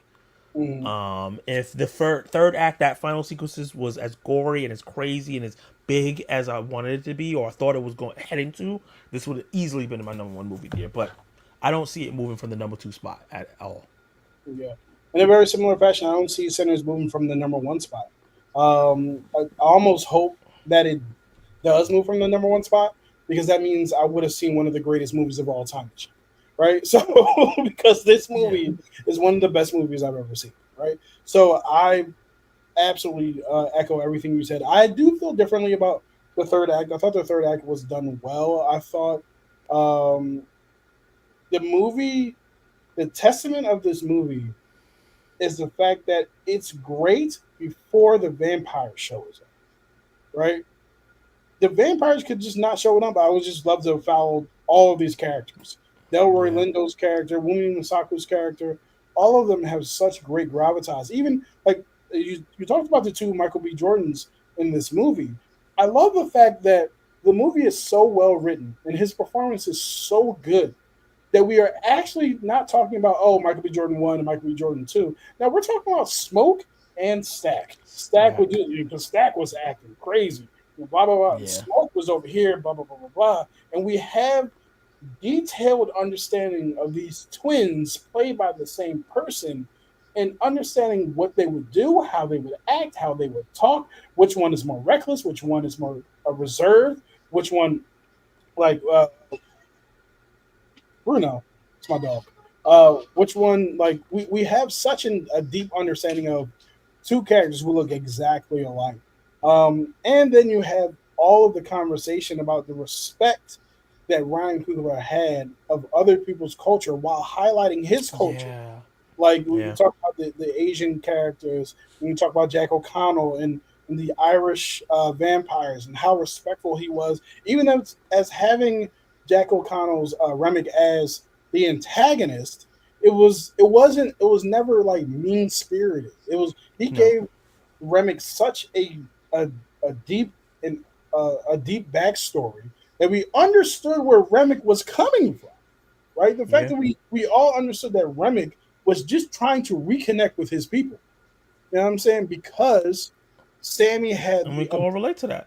yeah, Sammy had the ability to communicate with our ancestors through music, and we understand that if you become a vampire, especially in Remick's Horde, he gets access to all of your abilities Yeah. to use as he will, which you understand, but is also another metaphor for people Yeah. being able to just come into our culture and use it as they please to get what they want, not considering how it impacts us.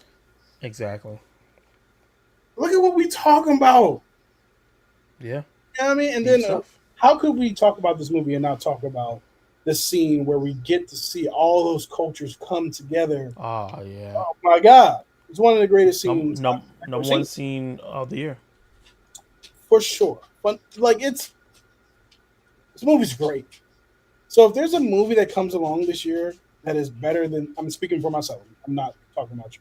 If there's a movie that comes along this year that blows me out of the theater like this movie did, then it's probably going to be one of the best movies I've ever seen. And I invite a movie to be better than Sinners because I still have Sinners. You know what I mean? But I also have one of the best movies I've ever seen. Like it's a phenomenal film, man. And yeah, and it's a pleasure to talk about every time we talk about it. So, Yeah. uh, I never get yeah, tired of talking about this movie. yep. And I'm one of the few people who have only seen it once. I do need to see it again. I cannot Me wait too. to watch it again. Oh yeah, 4th of July. It drops on HBO Max. Yep. And it's gonna be the first movie to have Black American Sign Language. That's so dope. That's dope. So, Dope. I didn't even sir, know that was a thing. I Um. it's the first time I've heard those terms put together in the sentence. So, yeah. So talk to us about Nezha too. Yeah, Nazar too. I don't want to spoil anything too much because you only seen the first one. I want you to experience the second one. But Hmm. the only reason went to go check this movie out is because it made $1 billion at the box office. Right, one of the highest grossing movies of the year, and everybody's talking about where did this come from? What the hell? And then I found out the first movie was on YouTube for free, and it came out in 2019. I Hmm. watched it and I was like, "This is really good. This is Yeah. great." So I Yep. went into Nazha 2 with high expectations, thinking that okay, at least be as good as the first one, because it has to be if it has all this hype. And then I Hmm. watched the second one, and it blows the first one out of the water. Which is From the improvement in animation, the improvement in voice acting, the improvement of the character writing, the improvement in the action. Holy crap, the action in this movie is insane from beginning to end. The third act is basically a one long action sequence, but the way it just levels up, they set up so much in the beginning of the movie that like every action scene has an emotional attachment and consequence. yeah. There's a scene in here that made me start crying, like legit crying in the theater, because I was like, "Whoa!" I didn't know the movie was gonna go there. Yeah. The first half of the movie feels like the stereotypical anime, like it's like a tournament arc, and Oh, man's set right. acting silly, and he's peeing on stuff, and it's like you know what I mean. It's like silly. So when it takes a shift, you're like, whoa, okay, we're not playing. The kitty gloves are off. We're getting to some serious territory. And I just the animation also is so beautiful. I Mm. thought the animation in the first one was solid. I felt like it was a little clayey, but the second one improves on it so much, and it just looks amazing. Like I can't speak highly enough of the music and all the technical aspects of it, but it's really just how good the story was, especially towards the end. I wish TJ was here because I remember talking about it, and then he went to go see it because I was talking about it, and he just went, "Whoa." Like that was his response when he replied to the post. He was like, "Whoa, okay." Like I didn't Mhm. expect it to be that crazy. So yeah, I highly recommend checking out if you are a fan of animation. If you're a fan of China, this is Chinese film. If you're a fan of Asian like types of films, go watch the 2019 one on YouTube for free, and definitely check out Nezha 2 whenever you get a chance. I don't know when it's going to be on digital or streaming. Hopefully soon. I will say this: Um, Nezha, the first Nezha movie is on YouTube for free. It is in Chinese. It does have subtitles, of course, but on Paramount Plus, it's actually in English, and that's how I watch it. Oh, I didn't even know it was on Paramount Plus. Yep, That's a good pull. it's in English and Paramount Plus. It's dubbed, and yeah, and you can watch the original Chinese version as well on Paramount Plus. So, but yeah, I watched the first movie. I want to say last month. Really good film. Really good film. I thoroughly enjoyed it, especially the ending. Like, if you're telling me the action's better than the action in the first one, and the action in the first one was no slouch. It was really good, as well as the characters and all the emotional beats and stuff like that. I'm really looking forward to watching Nezha 2. Yeah, Yeah, yeah. because So, it's a stereotypical story, but it's executed yeah. so well.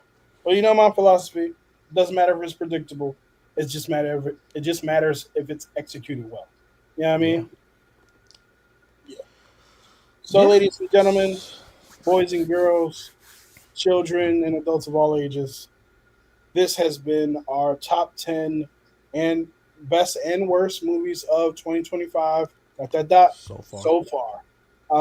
Can't wait to do this again in December. We're also, Zach is also going to be doing his attackies in December/January. So I cannot wait for that. That's where he gives away all of his awards for many characters at the categories. I'm sorry, categories. that Yeah, the Oscars and other award shows do not cover, and you're covered because Zach has it covered for you. We are both really appreciative of everyone that has come through and spent time with us today. Our viewer shout outs, we got Books, Girls, and Purrs, Collective Movie Man, TJ Billups, CC, Useless Skills, Kal T, The Laser, Anthony Cho, Acres of Movies, Zach Moon, Chill, Obi, Regular J Studios, Nanette, Lawrence, View with Drew, Ace Avenue, Sean Kenny U, Dell on Movie Zoo, and Kiara Sup Media reviews Who. So yeah, man, it's not Who. She's incredible. No, Yeah. no disrespect. But yeah, Yeah. so that's us, man. Niggas Yeah. know. Yeah. I'm gonna do that. That review will eventually see the light of day. I have a couple projects that I'm working on that will see the light of day. I I just gotta think take time to sit down and do it. your Return of the King review is scheduled for early 2028, if I recall. 2028. You son of a bitch. You know what? 2028. By that time, the new Lord of the Rings movie is gonna be out.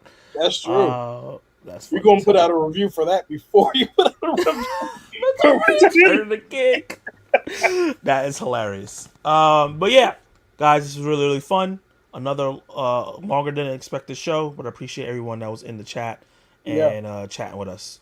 And Mhm. we will see you Oh wait, I'm sorry. guys. One What? last thing. Don't forget, guys. Our communities are open for you to post to. You can post your questions there. You can post movie news there. You can post memes there of movies. Be sure to interact with us there because we would love to see you there. And that's where another place where you can ask us questions that can show up on the show. So yeah, thanks, guys. Peace out. We'll see you next week, and we'll figure out what we're talking about. Wait, Ironheart, y'all. Bye. Yeah, watch Ironheart. Yep. Oh wait, cancel. I hit the wrong thing. I almost left the studio. And